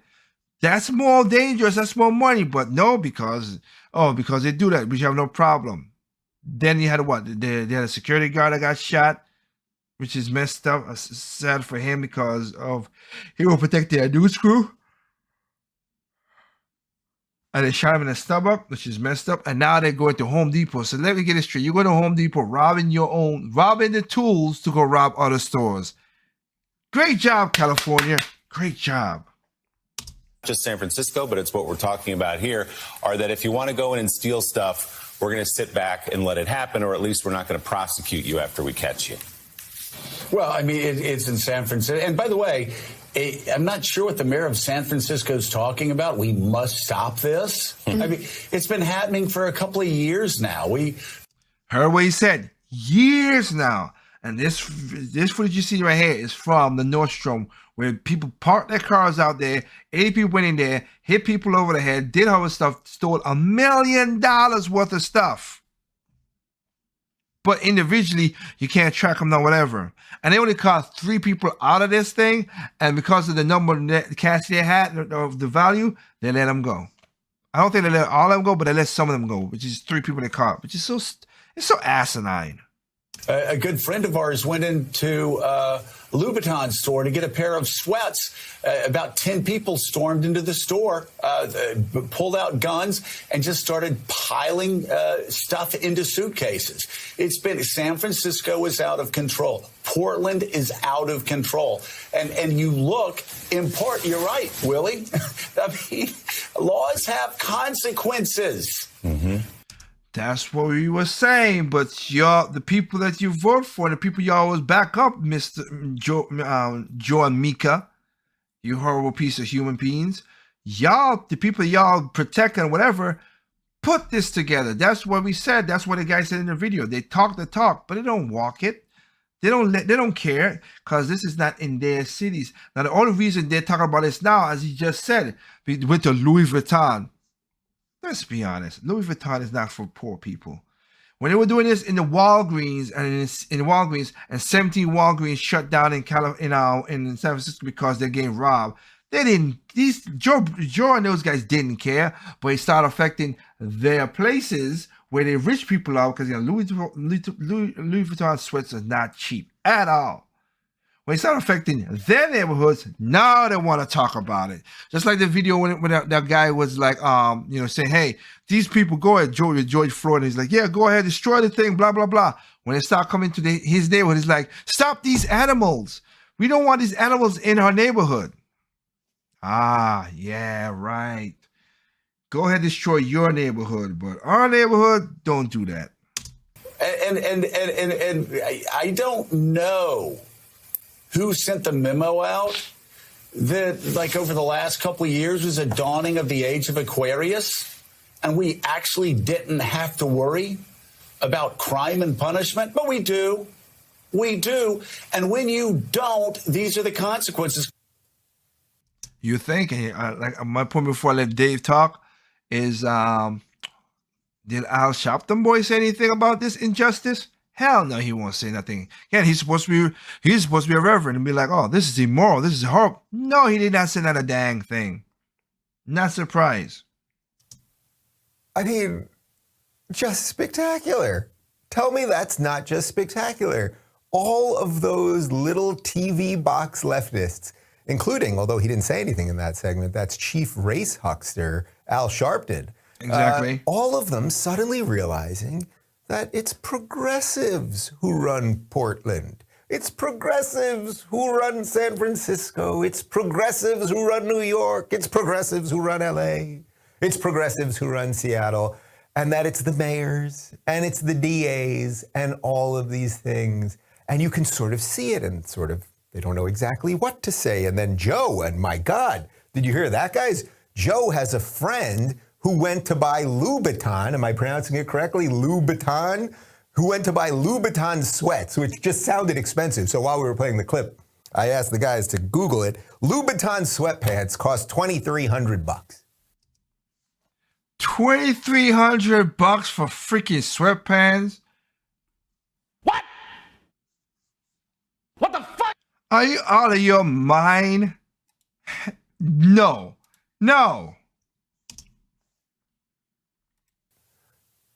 No conservative is spending $2,300 on sweatpants, okay? That is obviously, he's a lefty, his friends are lefties, they love money, and they love making other people feel guilty about money while they hoard money for themselves and buy $2,300 sweatpants. Poor Joe with the friend my friend couldn't get to do it. I'm literally wearing the same pair of sweatpants I've had for like 5 years right now. They're ratty and they're old. Hey, I ain't gonna say mine's is ratty, but yeah, I ain't same thing here too, David. And I love them. I love them. Anyway, I don't like these people very much, in case you can't tell. Speaking of people I don't like, and related to this story of sort of the ridiculousness of leftism, what these people do, like.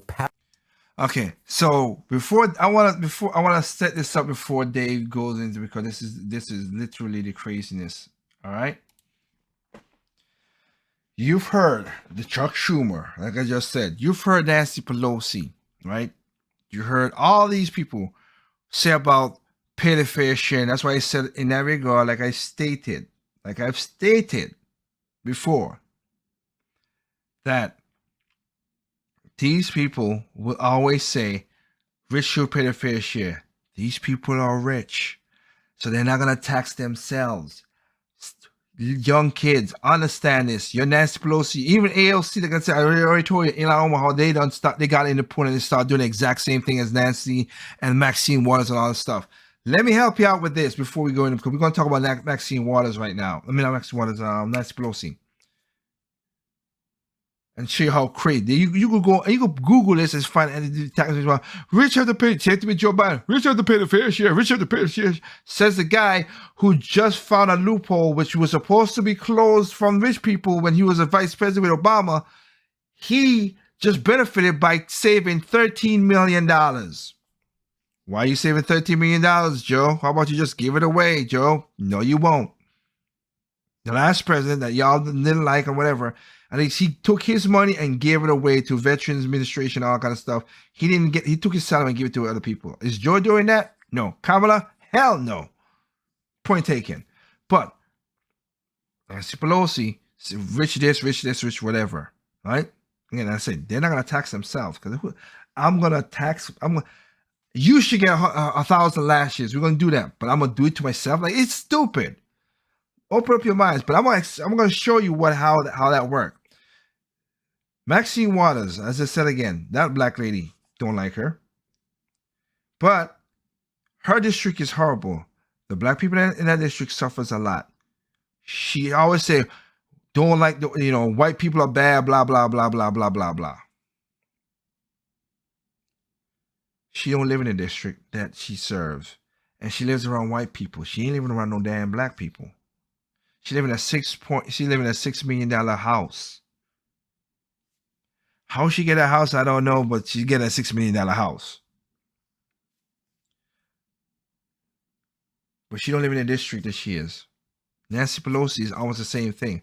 Let's listen to what Nancy Pelosi just did last week and make sense out of this, and you see what I'm talking about. So again, for you young ones, listen. When they talk it, they don't live it. That's the whole point. I say I'm just telling the truth, nothing but the truth. They don't live it. So here you go.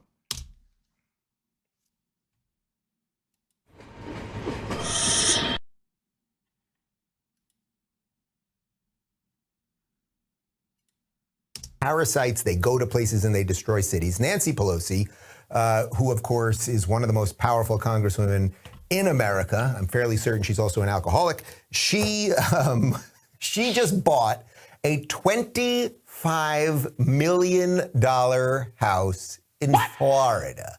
Now, do we have an image of the house? There's the house. That's Nancy's new house.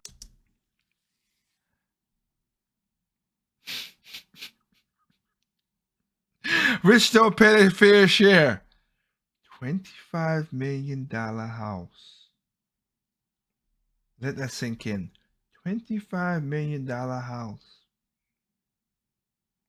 In a state that she don't even love the governor because the governor is a Republican and she don't love the state. But because her state is crazy and nut job and she let it be like that, she's going to move to another state where it's easy to buy stuff and easy to get what they want because her state is crap. You cannot make this stuff up. And look, and remember, she's also with the AOC and everything.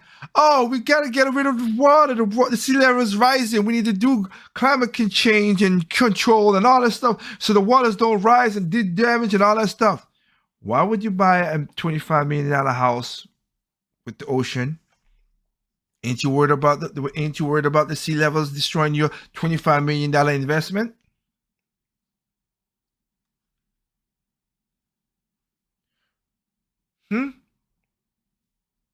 Ain't you? Or are you just a heretic? And you moving from your, not only you're not even gonna be living in your district, you're not even gonna live in your own state now.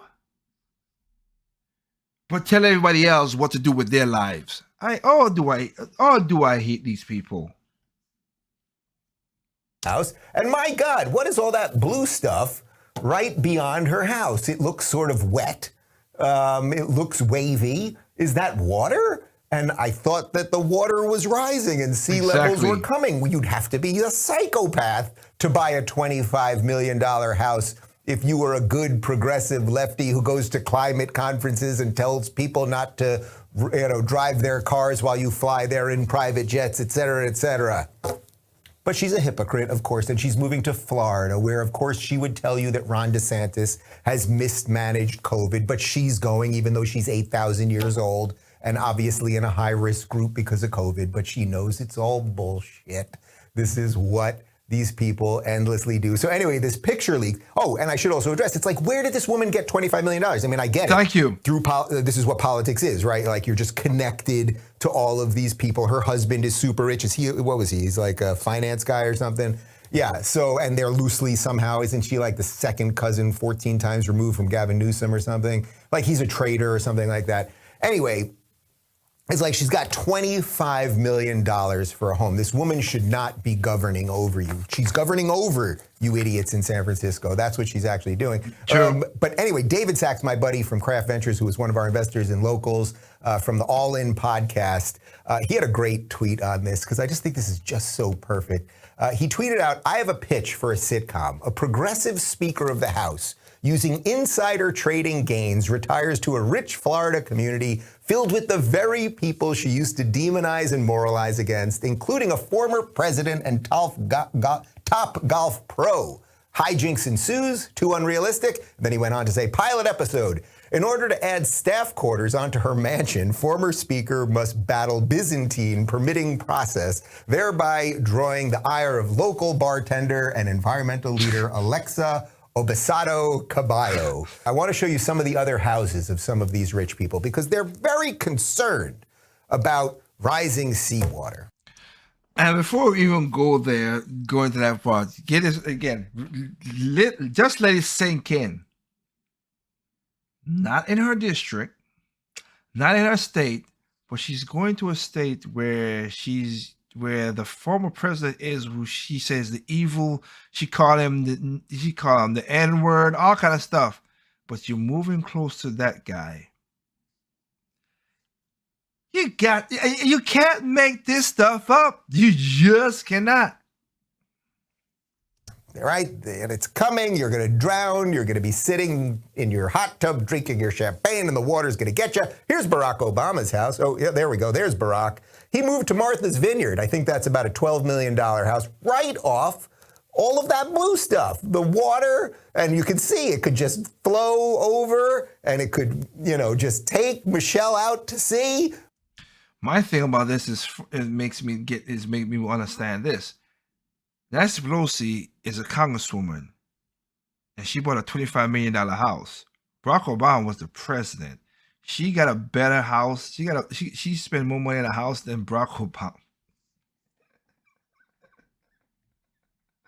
Oh my! No, son of a bitch!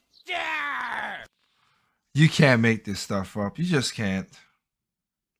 But I guess Barack doesn't care about that. And then there's that Bill Gates guy who's very excited to inject all of your children with experimental drugs. Well, here's his house up in Seattle. How much is that house? It was something like $70 million or something like that. Yeah, that doesn't even matter. But Bill, why would you have a dock there, man? I mean, that dock could overflow with water and be pushed onto your house and break the windows. And you know what's funny about all these houses, as he says? Do any of them have solar panels? No. Do any of them have a way to, because the Barack Obama house, the pictures, like, they don't have no solar panels, no solar farms, whatever. They talk all this environmental stuff, they don't do it. Same thing with Al Gore, where his house, just to keep his house electricity going, like there's like, I forgot how much houses they said, but it's like a little mini towns and stuff can run off the much power that they use. Are you kidding me? I have solar panels on the roof, and trust me, I'm loving it because my last bill last month was $6. So don't get me wrong. But like I said, I understand it, but I talk it. They talk it, but they don't believe it. They just talk the talk just to say it. It's ridiculous. Ridiculous. Now, bear with me one more time. Let's go through two more things and call it a night. So I want to talk about electric cars for a quick second, because I don't want to take no more time. I want to talk about electric cars. I'm not against electric cars. I'm not. You know what? I want to put something on the screen. I'm not against electric cars. I think you should have that. But I think it should be a choice. It should not be forced on people. Let the markets handle it. There's a company called Riviere that just came on. They're basically kind of like a Tesla. Riviere just came on the market. They're worth more than GM because of government subsidies and all that stupid stuff that they've done. They're worth more than GM. But Riviere has only made 156 cars, which went to most of the employees. GM made millions of, have made hundreds of thousands, millions of cars over the years. Toyota, they were just as close to Toyota. Toyota makes 100,000 cars. They only made 156 cars. To me, Riviere sounds like a scam. Sorry, but I just gotta call it as is. How the heck you make 156,000, 105,000? Sorry, 156 vehicles, and all of them went towards your employees. So the employees basically get these cool vehicles. The government pays for everything, and they're worth money. Are you out your mind? Are you crazy?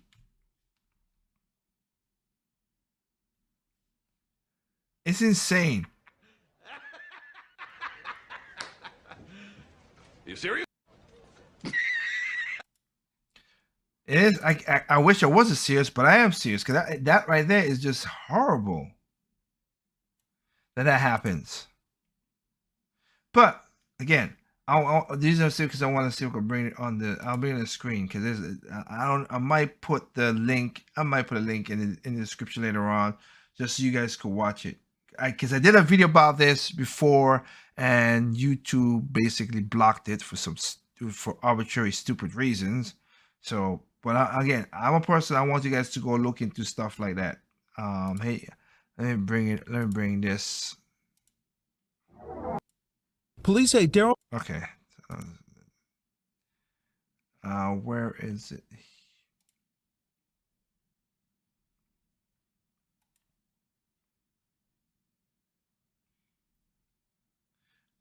This documentary right here.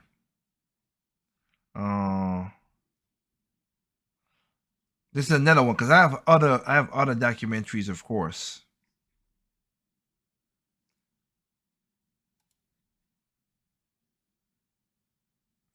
This right here is the name of the documentary. Is I'm gonna put it on the screen just as the snapshot because I don't know if they're gonna be whatever.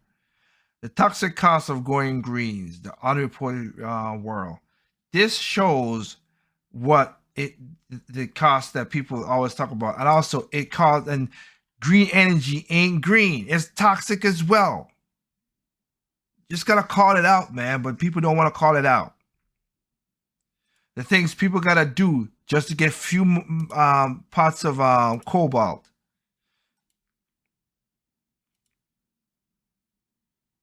These trucks going around the country, like I'm just doing snapshots so you can do it. And they gotta take crazy medicines and stuff like that because they're getting toxin and poison in things. It's a sad show. But it's the truth though. And what these people gotta go do. And some of the people, of course, have died in this thing. It's a cost that people don't want to talk about.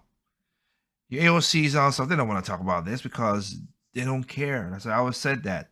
My thing is like, it's not like I don't care. I understand. My point is, yes, oil has its problems, which we found out that Joe Biden was not going to get rid of oil. I said it when he first said it. I was like, that's stupid. It has its problems.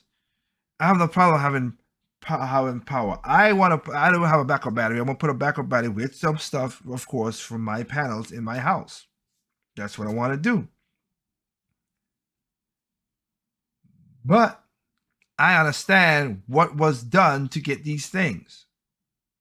And to be honest with you, excuse me, the lithium ion batteries and stuff like that is to get it and to secure it and then to replace it and everything. They're more toxic than oil.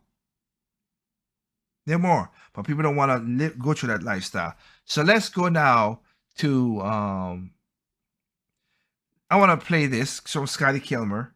If you want to learn anything about cars and stuff like that, Scotty Kilmer's web is something you need to know. But he's talking about electric cars. Again, I'm not against them, but I just got to talk about the reality that most people do not want to talk about, which is bad.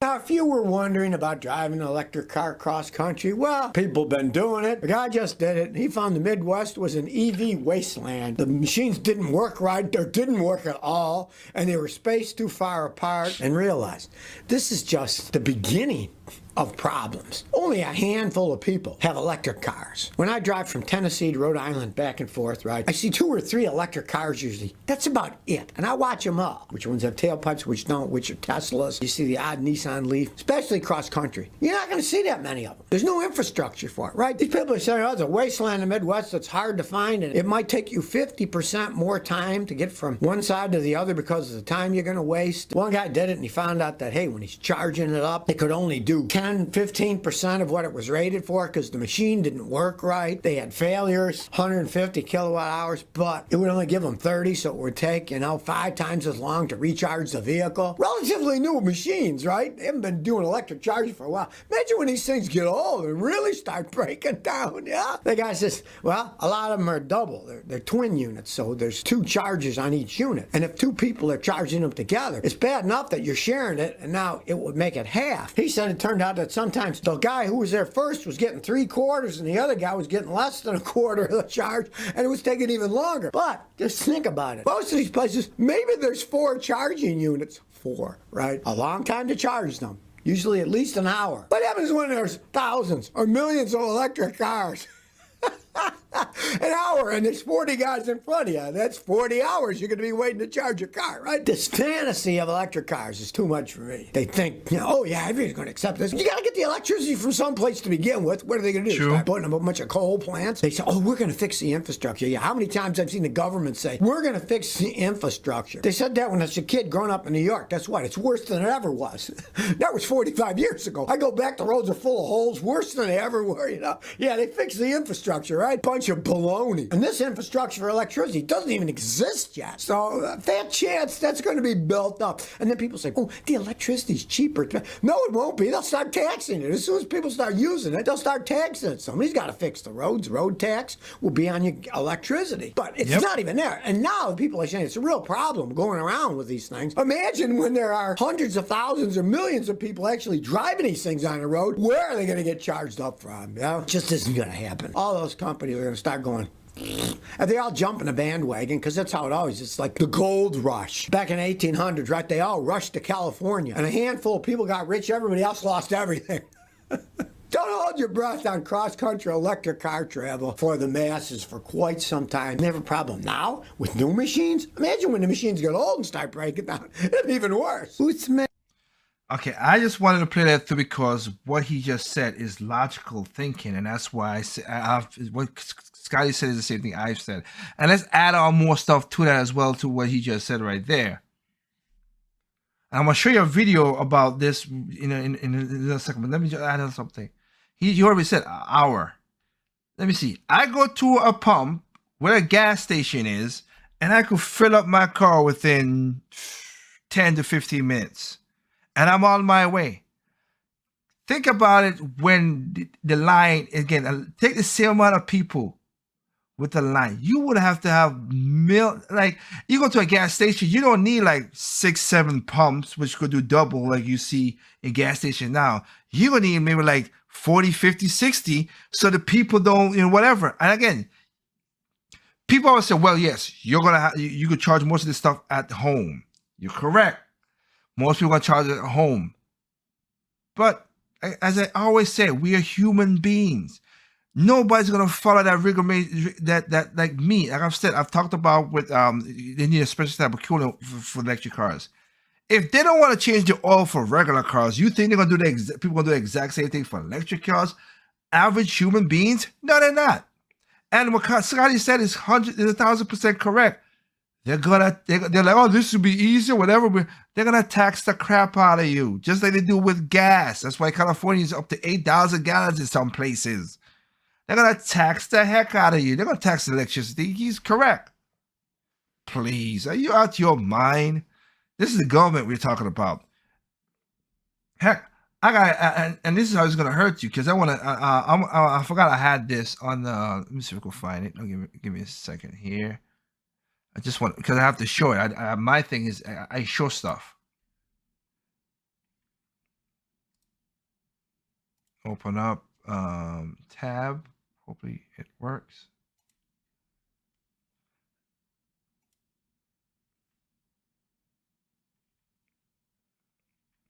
Okay.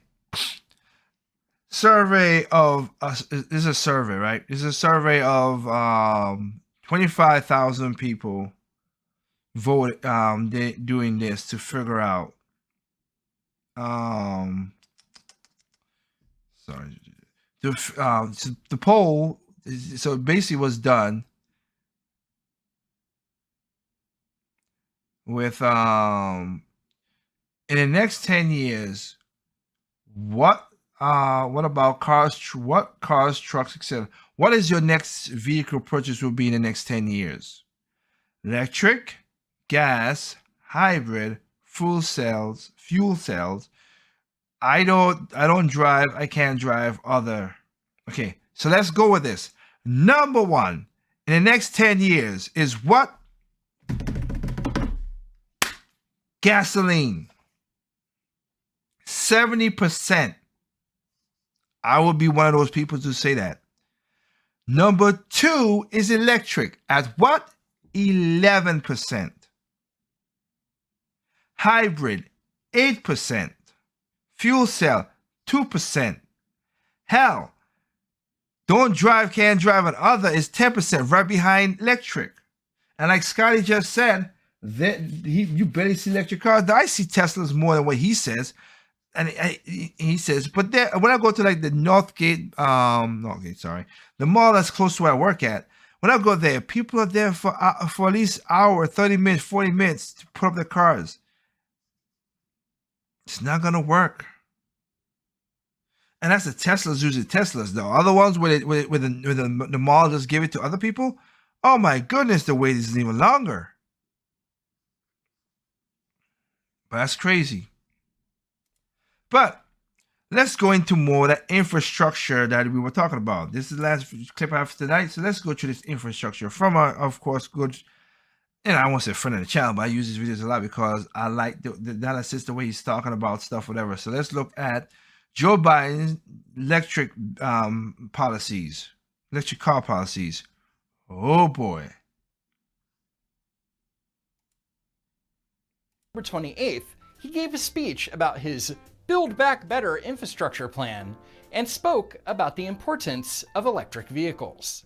First, we face, and I apologize for saying this again, we face an inflection point as a nation. And we're off to a great start. I know, For right? most of the 20th century, we led the world by a significant margin because we invested in our people. Not only in our roads and our highways and our bridges. Have you seen these roads? The highways and bridges, yeah. You seen the roads that you talk about? It's the guy just said the potholes and stuff, but I digress. But in our people, in our families. We didn't just build an interstate highway system, we built a highway to the sky. What? We invested to win the space race, and we won. Not sure what the space race has to do with investing in people, but whatever, Joe. We'll build out the first ever national network of 500,000 electric vehicle charging stations.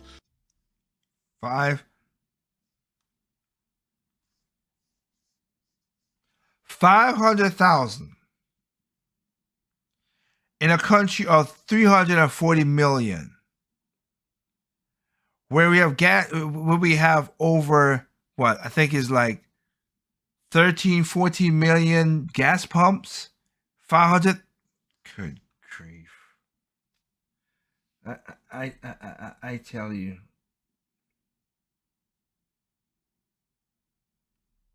What? Makes no sense. Makes no sense. But whatever. Whatever. All across the country. No, they won't. In April 2021, a fact sheet about plans to advance electric vehicle charging infrastructure stated the following. Biden's American Jobs Plan includes a transformational $15 billion investment to fund this vision and build a national network of 500,000 charging stations. Put a pin in the 15 billion because I'm going to talk about that too. I'm going to say a little thing about that.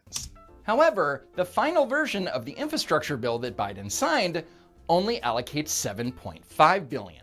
So, even though the Biden administration only got half of the money that they asked for, they're still going to build out the same amount of charging stations. Yep, that's Democrat math for you. Now, to be clear, the government is in building this national network of charging stations. In fact, it's hardly a national network. The federal government is giving out grants to states, and then the states will shell out this money to private companies, and then those private companies will build the charging stations. Now, you might have gotten ahead of me and figured out that $7.5 billion divided by 500,000 charging stations only leaves $15,000 per station. And you might be asking, how is 15 grand going to build a charging station, let alone anything? Well, first, it might help to define what charging station actually means. Please do. Look at this image. It contains several chargers. This is probably what you think of when you hear the term charging station. However, a location only containing one charger that can only charge one vehicle at a time can also be designated as a charging station. And it doesn't help that Joe Biden compares charging stations to gas stations.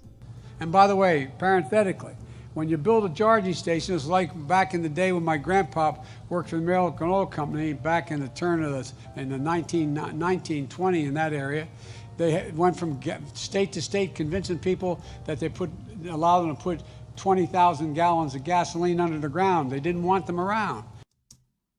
That's a private company, though. What the hell are you talking about? That's not a government. That's a private company that did that. But guess what happened? Everything builds up around them. So back in the 1920s or whenever, Biden's grandpop worked for a private company who wanted to build gas stations. Thank you. What does this have to do with the federal government giving small grants to private businesses to build charging stations? The answer? Not much. Of course. Brandon just really loves to tell stories. You go all the way across America on a single tank of gas, figuratively speaking. It's not gas. You plug it in. 81. What you just said was moronic, but whatever. 1 million votes, guys. Now, most people will not be traveling across America in their electric vehicle. But for the ones that try, it's going to be a very inconvenient trip. First, that car needs to have a long range and be compatible with direct current fast charging so that you can fill up your battery relatively quick. So let's say that you're going on a road trip in your electric car that has a range of 250 miles. If you average 60 miles an hour on the highway, you're gonna have to pull over and charge your car's battery well within a 4-hour period. And then sit there while your battery recharges, which could take up to an hour to get to an 80% charge. And these charging stations along the highway will need to have dozens, if not hundreds, of chargers at the ready, because otherwise, people could have to sit and wait in line to sit and wait for their car to charge. Exactly what I just said. And I'm going to give it the convenience of 10 to 15 minutes for an hour? Furthermore, direct current fast chargers can cost as much as $140,000. And that doesn't include installation, which will cost anywhere from $17,000 to nearly $66,000 per charger, depending on how many are being installed at once. In other words, that $15,000 in government spending per station is a joke. Speaking of jokes, here's the former governor of Michigan, Jennifer Granholm. We went from one piece of S loser to another piece of S loser in Michigan. Y'all don't think, I swear. Let me cut to it if I may. In Sturgis, Michigan, it is $2.89 a which is not bad. It's about $2.80 where I'm at right now in that regard, while again, $8 in California. Gallon. I guess that's better than in California. What is the Granholm plan to increase oil production in America? Oh my God. That is so funny.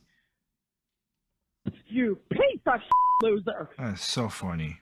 It's hilarious. And since Jennifer Granholm is the current United States Secretary of Energy, her reaction should be disqualifying. Here's the Biden plan. I'm here at Glasgow. The Biden plan is to diversify and to make sure that we move in a direction of clean energy where we're not reliant upon cartels and we're not reliant upon geopolitical adversaries. Why would you call the people who give us gas cartels and also smartly say they're geopolitical adversaries? That puzzles me all the time. And we was, for the first time in 60 years, we were energy independent with the oil, and y'all shut it down day one. How stupid are you? Who may be creating choke points for our ability and our people to be able to access energies. So they want to diversify, but in the meantime, we still need oil and gas because we're not, nor may never be, a clean energy economy. And because of their unrealistic energy policy, we're now relying on Russia and OPEC, our geopolitical adversaries, for our energy supply. And that puts our national security at risk. Thanks, Brandon. That's the part that kills me the most, and people don't see that. 2020 campaign, Joe painted a very clear picture on what energy policy would look like in a Biden White House. Number one, no more subsidies for fossil fuel industry, no more drilling on federal lands, no more drilling, including offshore, no ability for the oil industry to continue to drill, period. But they're gonna drill in OPEC and you're gonna still beg and crawl for them to get oil, you jackass. Jeez. Number one. What about, say, stopping fracking and stopping new pipeline infrastructure And so, it shouldn't have been a surprise that the first thing Biden did when he entered office was to sign an executive order canceling the Keystone XL oil pipeline and suspend the sale of oil and gas leases on federal lands where the US gets 10% of its supply. And even though Biden is aggressively trying to sabotage energy production in the United States, for some reason, everyone is just shocked at the high price of fuel. How did that happen? Our gas prices continue to skyrocket. In some areas of California, it's more than $5 a gallon. What we're seeing here in Los Angeles is $5.99 a gallon. That's for regular unleaded. Pump prices up 60% in a year. Natural gas up 130%. Heating oil up 59%. Right now, as a country, we're spending $600 million more per day on gas compared to last year. And with gas... What the fuck? Are you surprised? And I did this again. I said that was going to happen before the election because I know it was a stupid idea. But because we were energy independent for the first time in a long time, and because the Democrats don't want to give the credit to for all his faults and all his negativity, I give that to the President Trump. Sorry, we was in gas independent. Sorry, we didn't. Gas prices wasn't crazy. But day one, we just took that and just chucked it away. And we're begging our people, we're begging people who we don't need supposed to be about. Oh my God, this is so stupid. Gas prices currently at the highest they have been in years. Now seems like a great time for the Brandon administration to promote their green energy agenda. You could buy one of these electric vehicles and never have to worry about gas prices again. So no, that's not how it works, Pete Buttigieg. Edge, as they said. That's not how it works, moron.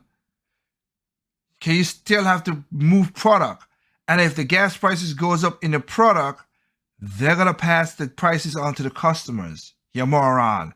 That's what they're doing right now. That's why the dollar store is a $1.25 store now. All these people do. They never run a company. They never run a business. They never run nothing. They don't know what the hell they're talking about. So the problem is that people can barely afford to buy gasoline. And the solution is to buy a $40,000 electric car. Wait a second. Oh my God. I think he just solved the energy crisis.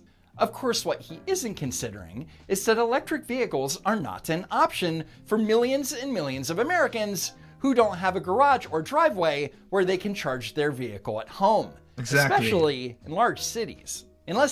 Especially in the north as well too, because the coal affects electricity different than the battery is different in the south, like us. He does the same thing too, but in being in North Carolina, I'm in like a middle zone itself. But anyway, thinks that people are just going to take extension cords and hang them out of their windows or something. I don't know. And the cost of charging your car at public charging stations will rise and fall depending on the state of the economy, the location, the overhead involved in maintaining the chargers, and of course, the price of electricity itself. But none of that matters because the Biden administration is all in on electric vehicles. In August 2021, Biden signed an executive order that sets a non-binding goal that by 2030, new passenger cars and light trucks will be zero-emission vehicles. That ain't gonna happen. That is not gonna happen. All you environmentalists, whatever, that's not gonna happen. I'll bet my house on it that that's not gonna happen. And the Build Back Better scam, which is currently held up in Congress, offers incentives to electric car buyers. You think about what it would mean to American families who are looking at these electric vehicles coming on the market to get that discount of up to $12,500. This is misleading because you're not getting a discount. You're getting a tax credit. Maybe. The way the tax credit would work is as follows. You would. Oh, and this is why I said, this is why I. Taxes! Beautiful, lovely taxes! Thanks for taking my money, asshole. Hear how this tax stuff works. Get $7,500 back for the purchase of your electric vehicle. If the battery is made in the US, you get $500 back. If the vehicle is union made here in the US, you get an additional $4,500 back. And that last bit about being union made is the most controversial. Congressman Dan Kildee and Senator Debbie Stabenow wrote that provision in collaboration with the United States Auto Workers Union and General Motors because they, like Joe Biden, are in bed with the unions. Duh. And Dan and Debbie are responsible for the additional tax credit of $4,500 for union-made vehicles. And that means if you buy an... Why did he do that? Union-made vehicles. So if you buy the most popular car, which is Tesla, you ain't got no tax credit. Oh my goodness! This is why I don't like government. When they pick winners and losers, they always pick winners for themselves and losers for the general public. Electric vehicle from Tesla, which is made here right in America, but is not a union shop, you won't get that $4,500 credit. Because it's not about saving the environment, it's about Joe Biden kowtowing to the unions and making it political. Biden held this EV summit. Didn't invite Tesla. Invited GM, Ford, Chrysler, and UAW. Didn't mention Tesla once, and praised GM and Ford for leading the EV revolution. And the meme lord has a point. Tesla, an American company, currently dominates the EV market. Yeah. According to Experian Automotive, from January to June 2021, Tesla vehicles made up 66.3% of all new electric vehicle registrations in the United States. It's not the friendliest administration. Seems to be controlled by the unions, as far as I can tell. Yeah, seems to be. And finally, Joe Biden, while touting the so-called benefits of buying electric vehicles under his Build Back Better plan, gets basic facts wrong about the tax rebates. Of course. New loans and new tax credits, creating new purchase incentives for consumers to buy American-made, union-made clean vehicles, like the electric Hummer. Fact check false, Brandon. The Build Back Better bill contains a manufacturer's suggested retail price limitation. The purchase price of the 2023 Hummer EV pickup and SUV is estimated to cost $100,000. The MSRP limitation in the bill is $69,000 for SUVs and $74,000 for pickups. Therefore, a $100,000 Hummer is not eligible for a federal rebate of any kind.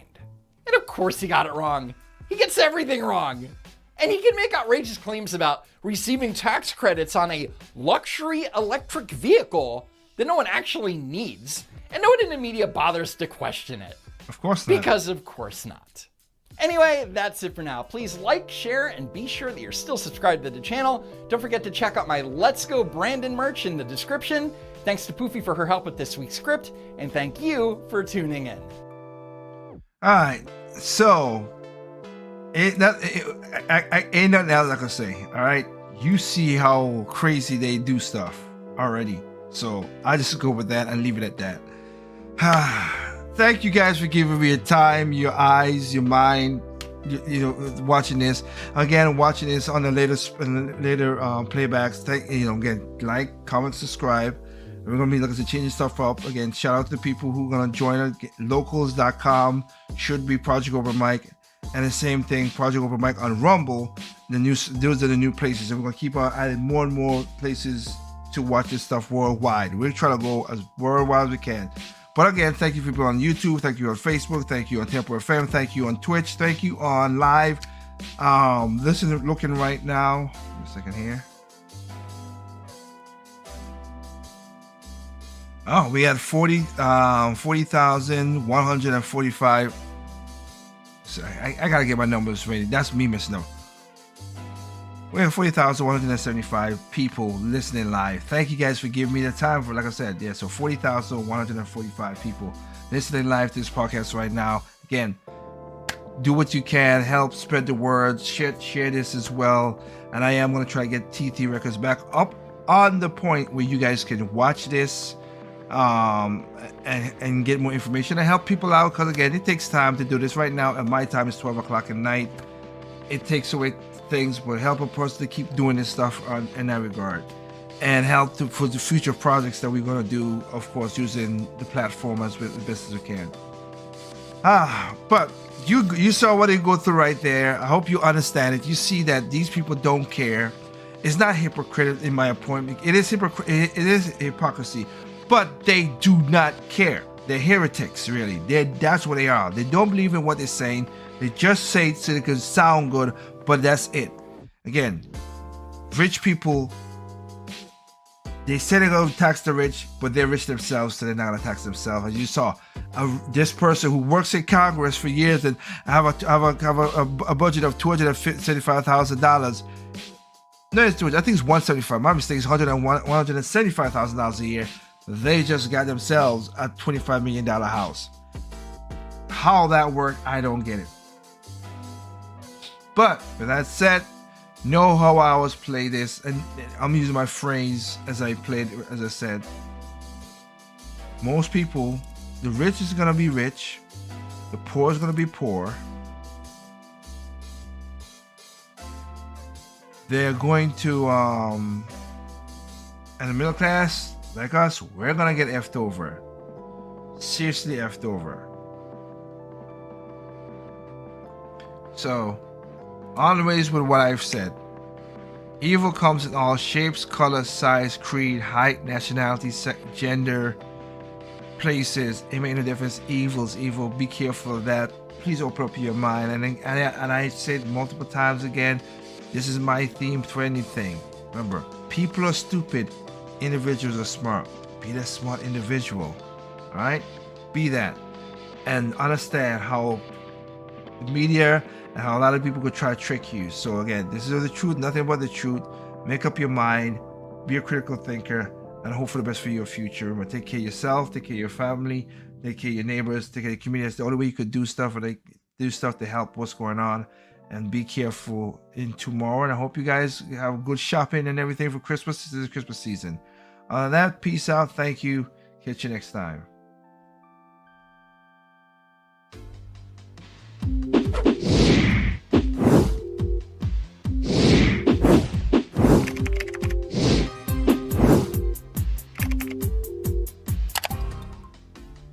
I'm putting this on the news tonight. Bye. Have a great Friday, you mother.